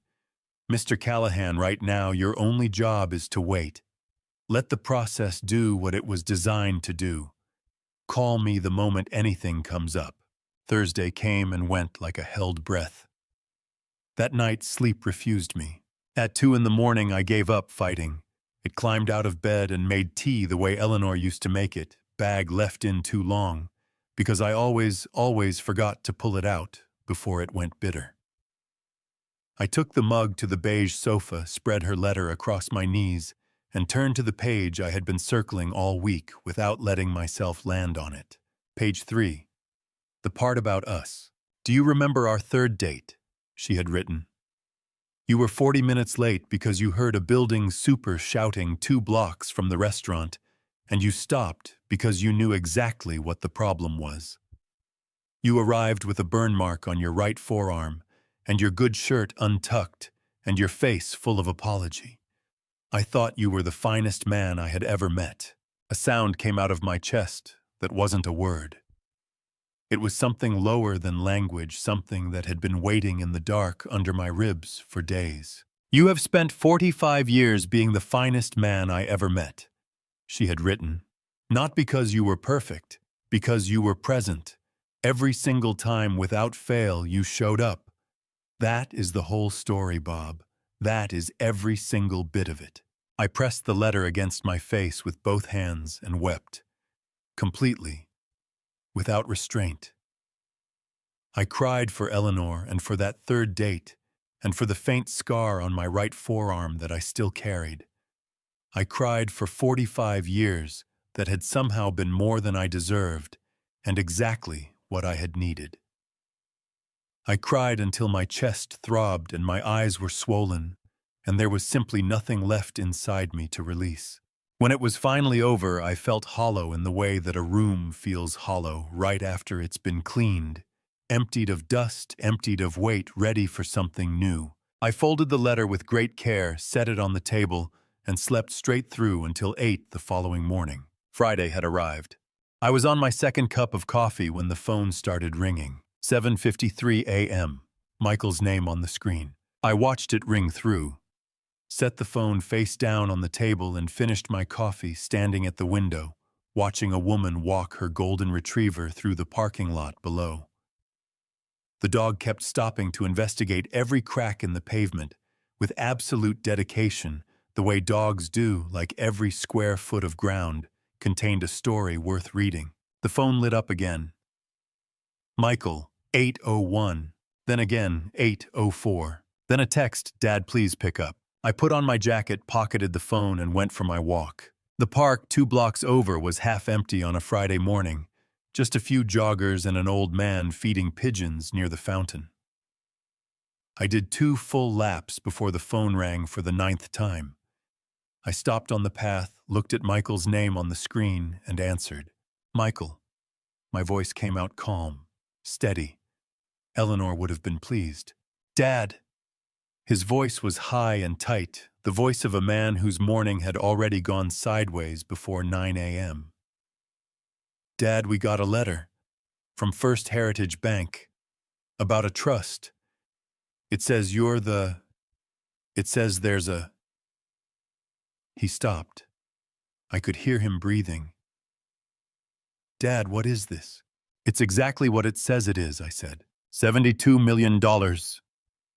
His voice cracked on the number like a teenager whose voice hadn't finished changing. "Dad, that's not where did that even, how did Mom—" Then I heard it.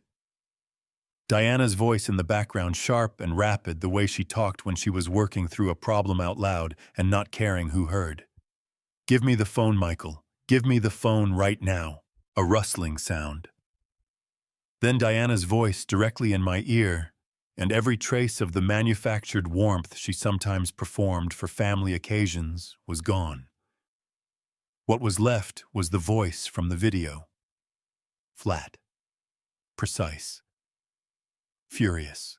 "Mr. Callahan," she said, "I don't know what you think you're doing, but I want you to understand something very clearly. This is not over." "Good morning, Diana," I said. "Don't good morning me." Her voice shook slightly, and I realized with something that wasn't quite satisfaction, but was adjacent to it, that she was actually rattled. Diana, who had stood in Gerald Hawkins's office and dismantled me with surgical calm, was rattled. "This trust, whatever Eleanor set up, it is going to be contested. My attorney is already looking at it. Mental capacity, undue influence, improper execution. There are grounds here." "There aren't," I said, and I kept my voice gentle, the way you keep your voice when you're telling someone a hard truth and you don't want to make it worse than it has to be. Eleanor had that trust reviewed every single year by a licensed estate planning attorney and her physician. "It's airtight, Diana," she made sure. "You don't know that." "I do know that," I said. "She told me, in the letter she left me in the vault." A pause, short, but I caught it. "Give Michael back his phone," I said. "Please." Another rustling sound. Then Michael's voice quieter now. "Dad." "Michael," I said. "I'd like to meet with you. Just you. Sunday 2 o'clock. Pick a coffee shop near you and text me the address. Diana should be there. She has questions and—" "Not this time, son," I said, and I kept every edge out of my voice, kept it just a father talking to his boy. "I need to talk to you. Just you. Can you do that for me?" A long pause. I could hear Diana saying something in the background, muffled, insistent. Then Michael said quietly enough that I don't think Diana heard, "Okay, Dad. Sunday, 2 o'clock. Just me." "Thank you," I said. I ended the call. Stood on the park path for a moment, with the phone in my hand, looking at the fountain.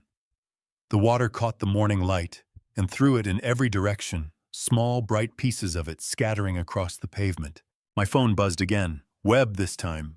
"Mr. Callahan," he said. "I wanted to let you know that Diana's attorney contacted our legal department this morning, less than 2 hours after the notification letters went out." "She called me too," I said. "I expected as much." A brief pause. "There's something else. Something Eleanor left with me that I haven't shown you yet. She asked me to hold it until after the notification went out and the family had time to react." Another pause. "I'd like you to come in before you meet with Michael on Sunday. There's one more thing you need to see." My hand tightened on the phone. One more thing. With Eleanor, one more thing always meant the thing that changed everything. "I'll be there Saturday morning," I said. "I'll be here," Webb said. "And Mr. Callahan, you handled that call well. Eleanor always said you were better at staying calm under pressure than you gave yourself credit for." I looked out at the fountain, at the light breaking apart on the water. "She was usually right about things like that," I said. "She was usually right about most things," Webb said. "See you Saturday." Webb's private office on the second floor of First Heritage Bank felt different on a Saturday morning, quieter. The building was half-staffed, the hallways empty, the carpet muffling every sound until the whole floor felt padded and private.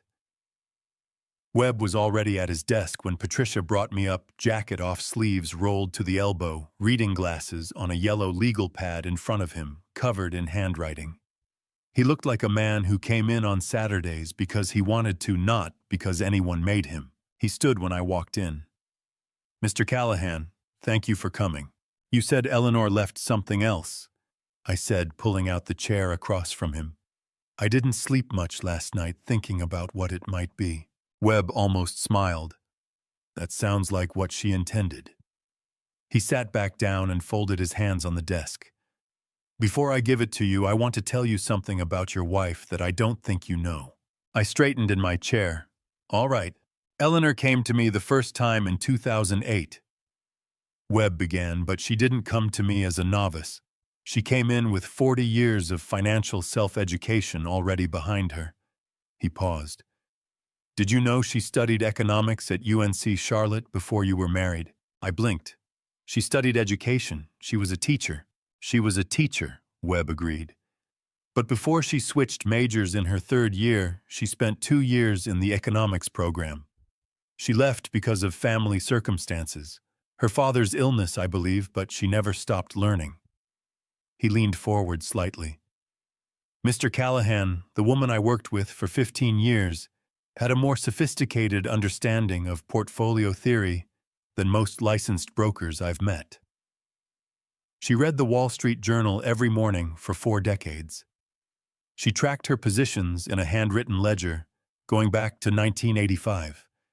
Every trade, every dividend, every reinvestment, all of it recorded by hand." My throat tightened. I thought about Eleanor at the kitchen table with her reading glasses and her yellow legal pad every morning.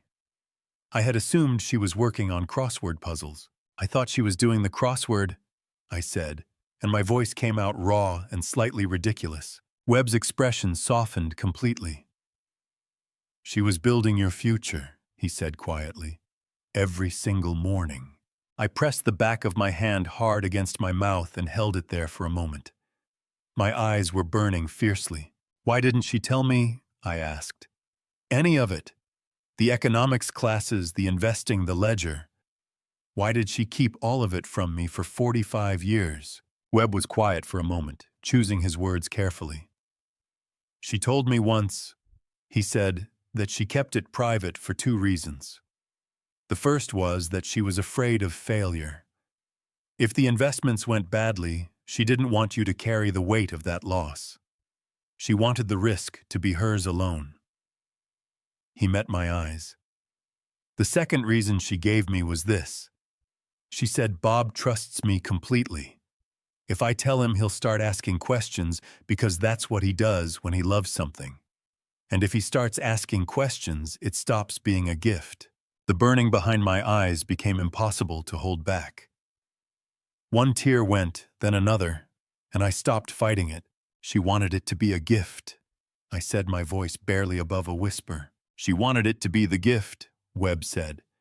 "The one she spent 45 years building for you." He opened his desk drawer and brought out an envelope. Cream-colored like the one from the vault, but smaller. No wax seal this time. Just my name on the front in Eleanor's handwriting, and a single instruction beneath it underlined twice, "Only after." "Only after what?" I asked. "After the notification went out," Webb said. "After Diana reacted. After you'd seen what you were dealing with."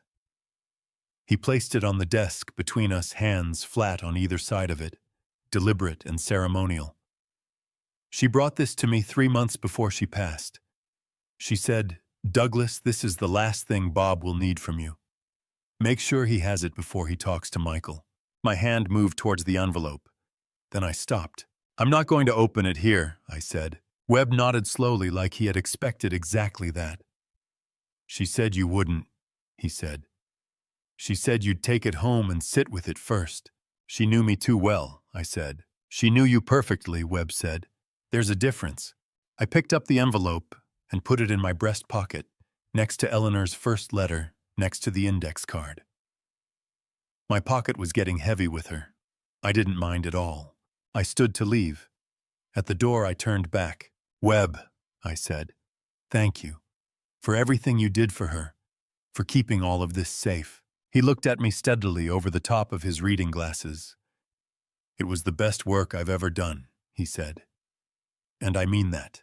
I believed him completely. Michael was already at the table when I walked into the coffee shop on Providence Road. He had chosen a corner booth near the back, away from the windows, away from the door, the seat of a man who wasn't sure he wanted to be seen. He was in a flannel shirt and jeans, no tie, no blazer, nothing that belonged to the polished version of himself he usually performed in Diana's presence. He looked like my son. He looked like the boy who used to sit at the kitchen table doing homework while I fixed things around the house, asking me questions I didn't always know the answer to. He looked like he hadn't slept in 3 days. He stood when he saw me knocking his knee against the table edge, coffee sloshing in his mug. "Dad?" His voice cracked on the single syllable like something inside him had been pulled too tight for too long. "Sit down, son," I said. "You're going to knock something over." He sat. I sat across from him. A young waitress appeared and I ordered coffee black and she disappeared without fuss. Michael wrapped both hands around his mug and looked at me with eyes so red-rimmed and exhausted that my chest ached just to see them. "Dad, I don't even know where to start." "Then I'll start," I said, "and you just listen until you're ready to talk. Can you do that?" He nodded, jaw tight, knuckles white around the mug. I told him. All of it. The vault, the folder marked D, the LLC, the emails with Philip Garrett. I kept my voice even and steady, the way you brief someone on a job site before something complicated, just the facts in order without drama. I watched Michael's face as I talked, watched the color drain from it at the LLC, watched his jaw clench at the Garrett emails, watched his eyes fill and spill over when I told him about the video from 2021. When I finished, the coffee shop hummed quietly around us. A child at the counter was asking for a chocolate muffin. Someone's phone played a few notes of a song before being silenced. Michael stared at this table. Then he looked up at me, eyes wet and burning, and said the last thing I expected him to say. "Dad, I already knew." My coffee cup stopped halfway to my mouth. "Not the specifics," he said quickly, voice breaking. "Not the LLC, not the lawyer, but I knew something was wrong. I've known for years." He pressed his fingers hard against his eyes, shoulders shaking. I kept telling myself I was imagining it. I told myself Diana was just ambitious, just protective. I didn't want to. I couldn't. He stopped, drew a long, ragged breath. "I chose not to look, Dad. That's the truth of it. I chose not to look because looking meant I had to do something about it." My heart broke for him in a way that was completely separate from anything Diana had done to me. "Michael," I said. "I didn't defend you," he said, and now the tears were running freely down his face right there in the coffee shop, and he didn't try to hide them.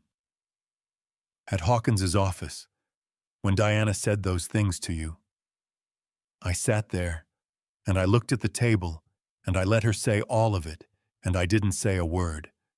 I have been sick about it every single day since." "Son," I said, and I leaned forward. "Look at me." He looked up. "Your mother wrote about you," I said. "Pages of it. You want to see?" His breath caught. "She wrote about me." I pulled out my phone, opened the photo album, where I had photographed Eleanor's letters from the vault. Found the pages about Michael. Turned the phone and set it on the table facing him. He picked it up with shaking hands. His lips moved slightly as he read. Then they stopped moving. His face crumpled completely, the way a face does when it gives up trying to hold everything in at once. He pressed one fist against his mouth and sobbed once hard from deep in his chest. "She says I got your stubbornness," he managed, voice wrecked and wet. "She always blamed me for that," I said, and my own voice was none too steady. "She says..." He had to stop. Breathe. Try again. "She says she loves me exactly as I am, even the parts that drive her absolutely crazy." Another broken sound escaped him. She says the part that drives her craziest is how much I'm like you. I reached across the table and gripped my son's arm. He grabbed my hand back so hard it hurt, and I let it hurt because some things are supposed to. We stayed like that for a long moment, father and son, 45 years and 41 years of separate lives, suddenly occupying the same small corner of a coffee shop on Providence Road, held together by a woman who had loved us both enough to plan for exactly this moment. Then Michael's eyes moved to something over my shoulder. His grip on my hand tightened. "Dad," he said, and his voice changed. "Diana's outside."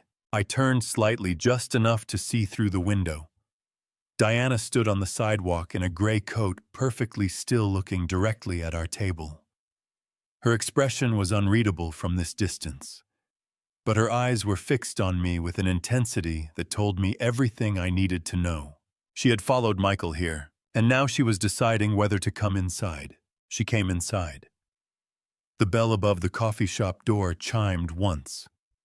Diana didn't walk in the way she had walked into Hawkins's conference room 3 weeks ago, that cold, prepared entry of a woman who had rehearsed every word in advance.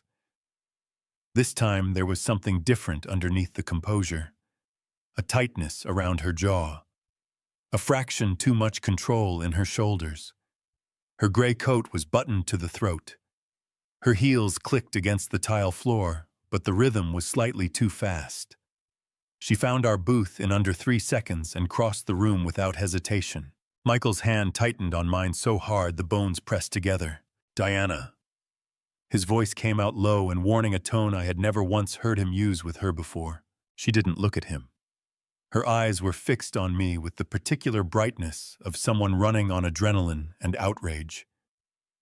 She stopped at the edge of the booth, gripped the back of the empty chair beside me, and leaned forward slightly. "I need to say something," she said, "and I need you to actually listen this time." "Sit down, Diana," Michael said. "Please don't make a scene." "I'm not making a scene," she said, but her voice had a tremor in it that hadn't been there in Hawkins's office 2 weeks ago. That tremor told me everything. Diana was not angry. Diana was afraid. "I just want to talk, calmly, like adults." "Then sit," I said. She sat rigidly on the edge of the chair. Her hands went flat on the table in front of her. Fingers spread, the posture of someone making a conscious effort to appear controlled. "Bob," she said, and the use of my first name was deliberate, a small performance of familiarity. "I want you to understand something. I don't have a problem with you. I never did. What happened at Hawkins's office, I was emotional. The whole situation was I said things I shouldn't have said." I watched her face. She was good. If I hadn't seen that video, if I hadn't read Eleanor's green folder cover to cover, I might have believed the softness she was projecting right now. It was impressive, actually, the way she could assemble the appearance of vulnerability on short notice. "Diana," I said, "do you remember March 14th, 2021? The softness flickered, just for a fraction of a second. But I caught it the way you catch a fault in a circuit before anyone else hears the pop." "I don't know what you mean," she said carefully. "You were on the phone in the living room of Michael's old apartment," I said, keeping my voice completely level. "You were talking to someone about what would happen after Eleanor died, about getting me out of the house." I paused. Eleanor had a camera running. The color left Diana's face so fast, it was like watching a light switch off. Michael turned sharply to look at her. "Diana, that's..." She stopped. Started again. That conversation was taken completely out of context. "You said I had nothing." I said, still calm, still level. "You said you'd have me out of the house before I figured out what hit me. You said Michael would never fight you on it." I folded my hands on the table. "Those were your exact words. I've watched it more than once." Michael's chair scraped back from the table. He stood up, and the motion was so sudden that the waitress at the counter looked over in alarm. His face had gone through shock and disbelief and arrived somewhere harder and quieter. His jaw was set. His eyes were dry now, all the tears burned away, replaced by something that looked very much like his mother's expression when she had finally made a decision she'd been putting off too long. "Michael, sit down," Diana said quickly, reaching for his arm. "We can talk about this at home. This isn't the—" "Don't." He stepped back out of reach, and the single word landed in the booth like a stone dropped in still water. "Don't tell me what this isn't." He looked at her the way you look at something you've been carrying for a very long time and have finally decided to set down. "Were you planning this before we got married?" Diana's mouth opened. "Closed. The LLC," Michael said. "Renfield Consulting. Was it open before the wedding?" Her jaw tightened. That was the answer. "I need you to go home," Michael said. His voice was absolutely steady, steadier than I had ever heard it, and it sounded so much like Eleanor in that moment that my throat constricted painfully. "I'll be home tonight. We'll talk tonight. But right now, Diana, I need you to leave." Diana looked at her husband for a long moment. Something moved across her face that might, in a different version of this story, have been genuine hurt. Then she picked up her purse from the table, buttoned the top button of her coat that had come undone, and walked back across the coffee shop floor the way she had come in. The bell above the door chimed again. She was gone. The coffee shop exhaled around us. The waitress at the counter went back to wiping down the espresso machine. The child with the chocolate muffin was still working on it steadily, completely unbothered. Michael lowered himself back into his seat. His hands were shaking visibly on the table, trembling in a way he couldn't control, the kind of trembling that comes from the body catching up to what the mind has just decided. He pressed both palms flat on the wood to stop them. "Dad," he said. And then he couldn't finish the sentence. His eyes filled again, and he tipped his head back and blinked hard, refusing to let it spill over, fighting it the way I had fought it in a parking garage 2 weeks ago. "Take your time," I said. He lowered his head. "I'm sorry," he said. His voice cracked all the way through. "For the table, Dad. I'm so sorry for looking at the table." My chest split open. "I know, son," I said. "I know." The waitress came by and refilled both our mugs without being asked. She was young, maybe 22, with paint-stained fingers, and the particular discretion of someone who had worked a customer-facing job long enough to know when a table needed to be left alone. I was grateful for her. I was grateful for the coffee. I was grateful for the ordinary continuing sounds of the world around us, while Michael and I sat with something that was neither ordinary nor continuing, but had been a long time arriving. Michael wrapped both hands around his mug. The trembling had mostly stopped. "Tell me everything," he said. "All of it. Whatever Mom found, whatever's in those folders. I want to know." "Are you sure?" I asked. "Some of it is hard." He looked up at me with his mother's eyes, the same steady gray, the same quality of attention that Eleanor had when she was listening to something that mattered. "Dad," he said, "I've been not sure for 12 years. I'm done with not sure." So I told him. I went through it methodically, the way I used to walk apprentices through a complex wiring job. Start at the beginning, explain each connection. Don't skip anything, because the part that seems small is usually the part that matters. The LLC opened in 2016, a year before the wedding. The regular transfers into Diana's private account. The emails with Philip Garrett in 2021, planning how to minimize my share of Eleanor's estate. Michael listened without interrupting. But his face told me everything his voice didn't. His jaw tightened at the LLC. His eyes went glassy with something beyond tears. At the Garrett emails, a hollow, gutted expression, the look of a man watching the architecture of 12 years rearrange itself around a truth he had been circling without ever landing on. When I finished, he was quiet for a long moment, staring at his coffee. Then he said in a voice stripped down to its studs, "She married me for the money, for the—" "We don't know that for certain," I said carefully. He shook his head. I know it, Dad.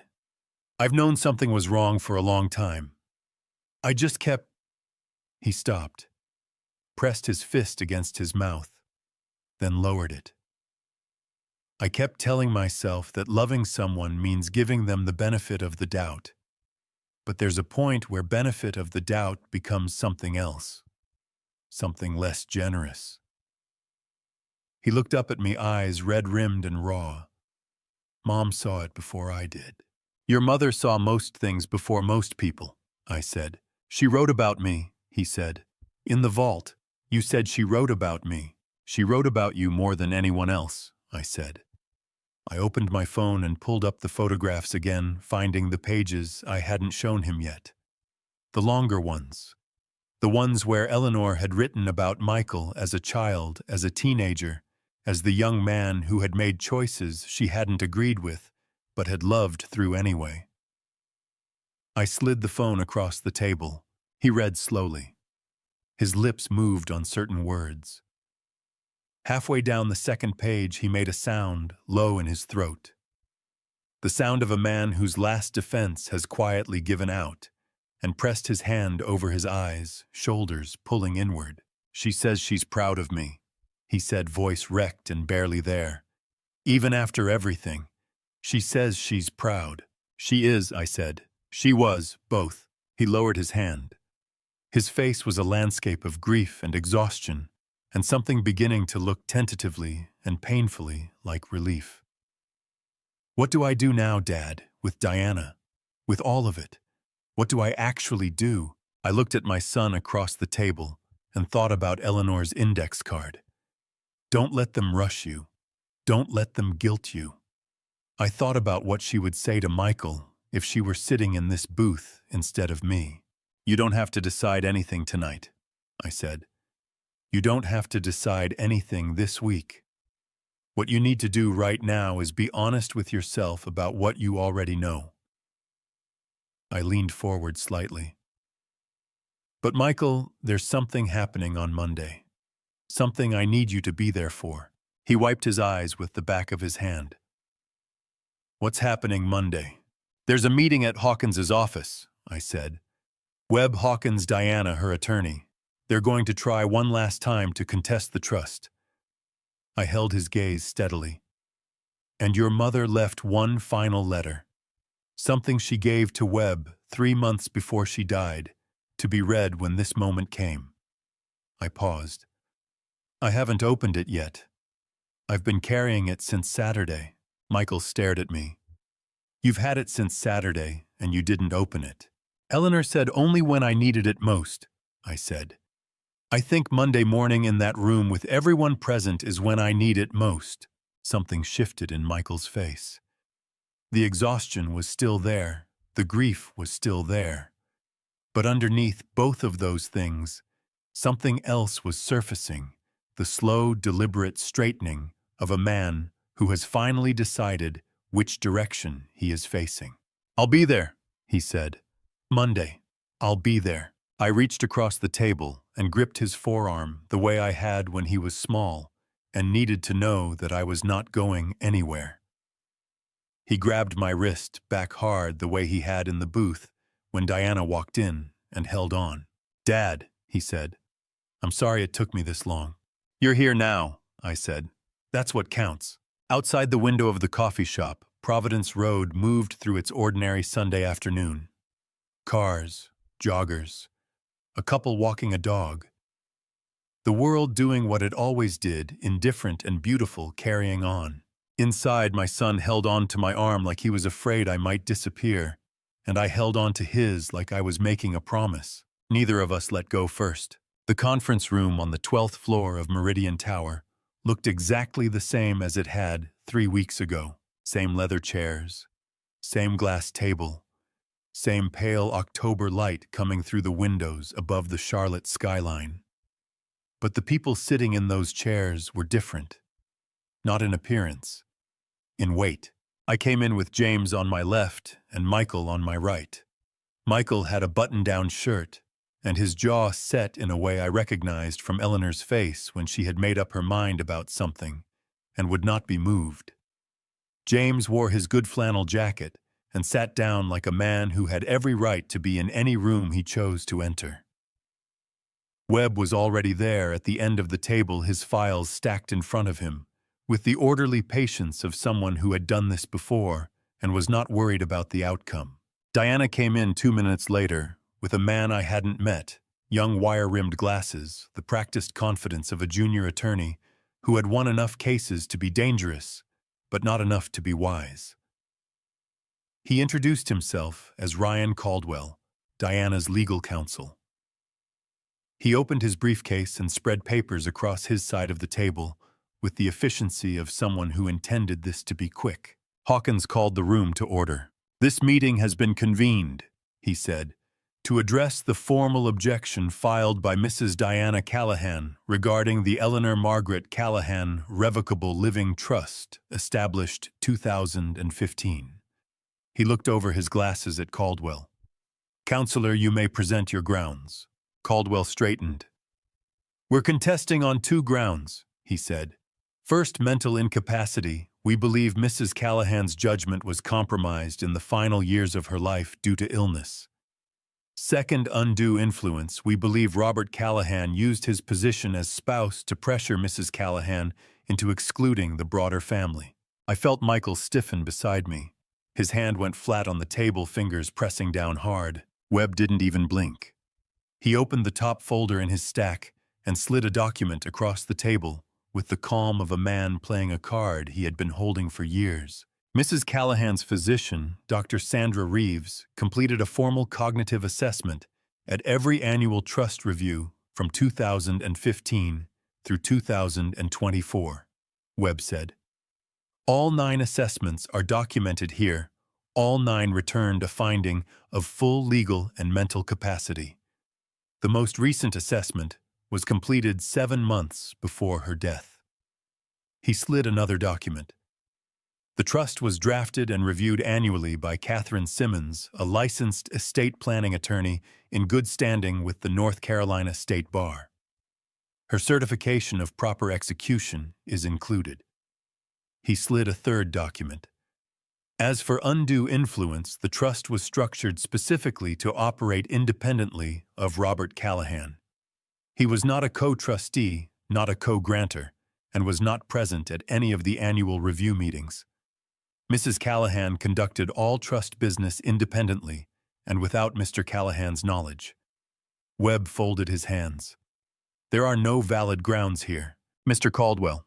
Caldwell's jaw tightened. He looked at the documents, looked at Diana. Diana's face had gone very still. Hawkins cleared his throat. "Is there anything further from the objecting party?" Caldwell gathered his papers slowly, the way a man does when he is rearranging his dignity. "We'll need time to review these documents, and we've been through them already," Webb said. "All of them." Eleanor anticipated every line of this challenge. She had 10 years to prepare. The room went quiet in a way that felt final. I reached into my breast pocket and took out the cream envelope. The last one. The one I had been carrying since Saturday, without opening through Sunday afternoon, with Michael through Sunday night, when I had held it in both hands and felt Eleanor's presence in the weight of it, and still could not bring myself to break the seal. "There's one more thing," I said. Every head in the room turned toward me. I broke the seal. My hands were steady. I had been a lot of things in my life, afraid, uncertain, beaten down, and built back up, but my hands had always been steady. 45 years of electrical work had given me that, at least. The letter was 4 pages. Eleanor's handwriting careful and right-leaning, covering every line. I read it aloud. "To my family. If you are hearing this letter, it means you are sitting in a room trying to take something from the man who spent his entire life making sure that none of you ever went without." I paused, kept going. "I want to be clear about something. The trust I established is not a punishment. It is not a rebuke. It is a simple recognition of a simple truth. The money in that trust came from Bob's hands. From 45 years of him showing up every single day in other people's houses, fixing what was broken, making things work. He handed me his paycheck every Friday for 4 decades and never once asked what I did with it. That trust is what I did with it. Michael made a sound beside me, ragged and quiet. His eyes were overflowing. I kept reading, to Diana. I don't write this with anger. I write it with sorrow because I believe you are capable of more than what you have chosen. The man you called a foolish old electrician spent his life making sure the lights stayed on in our home, in our neighborhood, in buildings all across this city. He never asked for recognition. He never asked for credit. He simply showed up. That is a kind of strength that no degree and no bank account can manufacture. I had to stop. Breathe. The trust is legally unbreakable. I made sure of that. Not out of spite, out of love for my husband, who deserved to be protected by someone since he spent his whole life protecting everyone else. Diana's face had crumpled, not in the calculated way she had performed vulnerability at the coffee shop. Something real had gotten through. Her eyes were wet, and she wasn't fighting it, and for one moment I saw the person underneath all the architecture she had built around herself. I turned to the final page, to Bob. My love, by the time you read this out loud, and I know you will read it out loud, because you have never been a man who kept important things to himself. I hope you understand why I did everything the way I did. I hope the weight of the last few weeks has not broken you, because you are not a man who breaks. You are a man who holds. You held our family together for 45 years with your bare hands. Now let someone else do the holding for a while. The money is yours. The house by the water is yours. The life I planned for us, take it, Bob. Take all of it. You have more than earned every single day of it. All my love always and without reservation. Eleanor. The room was completely still. Michael was crying openly, his shoulders shaking, one hand pressed over his mouth. James had his head down, jaw tight, blinking hard at the table. Webb was looking out the window with the expression of a man keeping himself carefully together. Diana's attorney closed his briefcase slowly. He looked at Diana for a long moment. Mrs. Callahan, Caldwell said quietly. Based on the documentation Mr. Webb has presented, the physician attestations, the annual certifications, the independent legal counsel, I cannot advise you to proceed with this challenge. The grounds are not there. He gathered his papers. I'm recommending withdrawal. Hawkins removed his glasses, cleaned them with his pocket square, and replaced them. Then the matter is resolved, he said. The trust will proceed to distribution. I folded Eleanor's letter and put it back in my breast pocket. I pressed my hand flat against my chest over all of it. 4 pages of her. An index card. A 4-page letter from a week ago. All of Eleanor that I could carry. It was enough. It was more than enough. The house at Lake Norman sat on a gentle slope above the waterline with a wide back porch, a dock that needed honest work, and a stand of white oaks running along the eastern property line that Eleanor would have looked at once and said, "Yes, that's exactly right." I knew it the moment I saw those trees. I knew it the way you know something when it stops being a decision and starts being a recognition. I bought it in November, 3 weeks after the meeting at Hawkins's office. Not because I needed the space, 3 bedrooms. Nothing grand. Nothing that would make anyone turn their head on the street, but because Eleanor had written something once in one of her private notes from the vault. A sentence I had first read in the dim light of the parking garage at First Heritage Bank, standing next to my truck with my hands shaking and my eyes burning. I have always wanted to fall asleep to the sound of water. I had carried that sentence through every single day that followed. Through the confrontations and the lawyers and the long sleepless nights on the beige sofa in the Midtown apartment. Through Douglas Webb's phone calls and Gerald Hawkins's steady, careful voice reading Eleanor's final letter aloud, while Diana sat across the room and the whole world rearranged itself. Buying this house was the first promise I made to Eleanor after she was gone.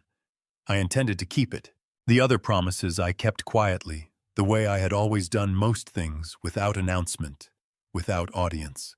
The first morning I woke up at Lake Norman, I carried my coffee out to the back porch before 6 and sat down in the cold and watched the sun come up across the water.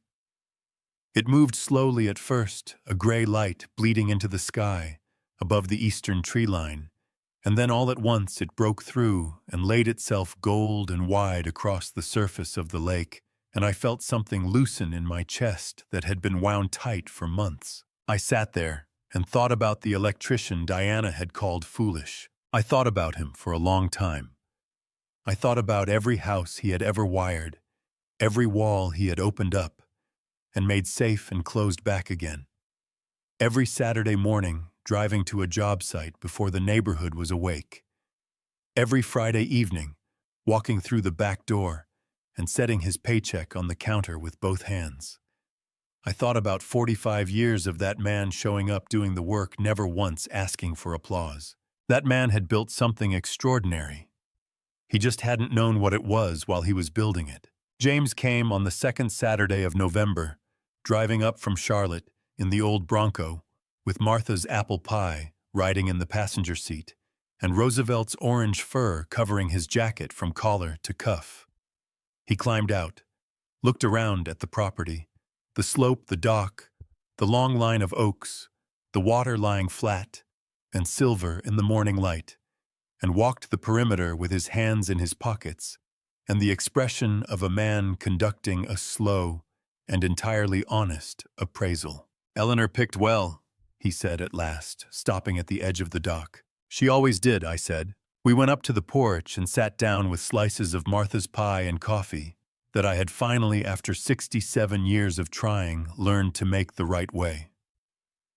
The lake spread out wide and still in front of us, and for a while neither of us felt the need to fill the air with anything more than that. "How's Michael doing?" James asked eventually. "He calls every Sunday morning," I said. 9 o'clock, same as you used to. He's staying with his father-in-law in Greensboro while he and Diana work through things. He didn't say much more than that, and I didn't press him. I watched a heron move low and slow across the far edge of the water. He'll find his way. He's got more of Eleanor in him than he realizes. And Diana, I turned that over for a moment before I answered. I thought about the look that had crossed Diana's face in Hawkins's office, not the composed, controlled expression she had carried in through the door, but the one that broke through underneath it, raw and brief, just before she pulled herself together and walked out without a word to anyone. "I think Diana is exactly who she is," I said carefully. "And I think she's going to have to look at that very honestly and decide whether it's enough for her. That is not something I can fix, and it's not something I'm going to try to fix." I took a sip of my coffee. "That chapter is hers to write." James gave a short nod, the kind that meant he had asked what he needed to ask and heard what he needed to hear. "So what does Bob Callahan do now?" he said. "Seriously, what does a man with $72 million do with a Tuesday?" I laughed. It came up from somewhere real, and that still surprised me a little how laughter had started finding its way back in. "I fixed the dock last week," I said. 6 new planks re-anchored every cleat, reset the post on the south end that was listing. Took me 2 full days, and I slept better those 2 nights than I had in months. I looked out at the water. "I've also been talking to the volunteer fire department 2 towns over. Their electrical systems are 30 years out of code. I offered to handle the whole update. No charge." James stared at me with something between disbelief and pure, uncomplicated affection. "You're volunteering as an electrician. $72 million doesn't change what I know how to do," I said, "or what I love doing." He shook his head slowly, grinning wide. "She knew," he said. "Eleanor knew you'd do exactly this." "She always knew," I said. When James pulled out of the driveway in the late afternoon, I walked down the slope to the dock and stood at the far end of it, hands deep in my jacket pockets, watching the light go. It left fast in November, dropping behind the western tree line in long orange and copper streaks that stretched flat across the water, like something laid down with great intention and great care. Eleanor would have loved this hour. She would have carried a blanket down to the Adirondack chair at the end of the dock and read until the light gave out completely, and then she would have looked up from her book and said something about the color of the sky that made me see it entirely differently than I had been seeing it 1 second before. She had that gift, making the world sharper just by pointing at it. She had been doing it for 45 years. Apparently, she intended to keep going. I pulled her letter from my breast pocket, the final one the 4 pages read aloud in Hawkins's office, and unfolded it in the failing light. I knew every word. I could have closed my eyes and spoken every line from memory. But I held it open anyway, just to feel the paper she had touched with her own hands. I did what you said. I told her quietly, speaking to the water and the darkening sky the way a man speaks when he is certain he is being heard. I took it, all of it. The house, the water, the life you built for us. My throat pulled tight the way it always did when I talked to her, that deep, specific ache that I had long since stopped trying to ease because it was the exact shape of her absence, and I had chosen to keep it close. You would love it here, Elle. The water sounds exactly right at night. Below the dock, the lake moved gently, taking the last gold off the surface. I folded the letter, put it carefully away. Above the tree line to the west, the first star of the evening came out small, certain burning quietly at an impossible distance. I stood there until the cold had worked all the way through my jacket. Then I turned and walked back up the slope toward the house where the kitchen light was burning warm in the window and the coffee was still on. I went inside. They say God has a plan for every life, even when that plan looks like loss, like heartbreak, like a 67-year-old man walking out of a lawyer's office with shaking hands and a chest full of grief. I believe that now. I believe Eleanor was part of that plan, quietly building something beautiful, while I was too busy fixing other people's broken wires to notice the love she was weaving behind closed doors. If there's one thing these grandpa stories have taught me, and I say this with a heavy heart, it's that pride and arrogance cost far more than any inheritance ever could. Diana didn't lose $70 million because of Eleanor's lawyers. She lost it because she never learned to see another person's worth beyond their title, their degree, their bank statement. My personal opinion, a good marriage isn't built on wealth. It's built on trust, on showing up, on choosing each other quietly, the way Eleanor chose me every single day for 45 years. Don't be like me, friends. Don't wait until the letters are sealed and the key is buried in a music box to tell the people you love how much they mean to you. Speak up sooner. Forgive faster. And never, not for one moment, let anyone make you feel small for the honest work of your hands. This family story is mine, but the lesson belongs to all of us. These grandpa stories are proof that real strength doesn't roar. It provides, it endures, and it outlasts every insult ever thrown its way. That is the heart of every family story worth telling. If this touched something in you, drop a comment below. I'd love to hear your thoughts. Share this with someone who needs to hear it, and subscribe to our channel so you never miss another story like this one. Thank you, dear friends, for staying with me all the way to the end. It means more than words can say. A gentle note. The stories ahead contain some fictional elements crafted with care for storytelling and reflection. If that's not the kind of content you're looking for, no worries at all. Feel free to explore other channels that better suit your taste. We'll always be here when you're ready.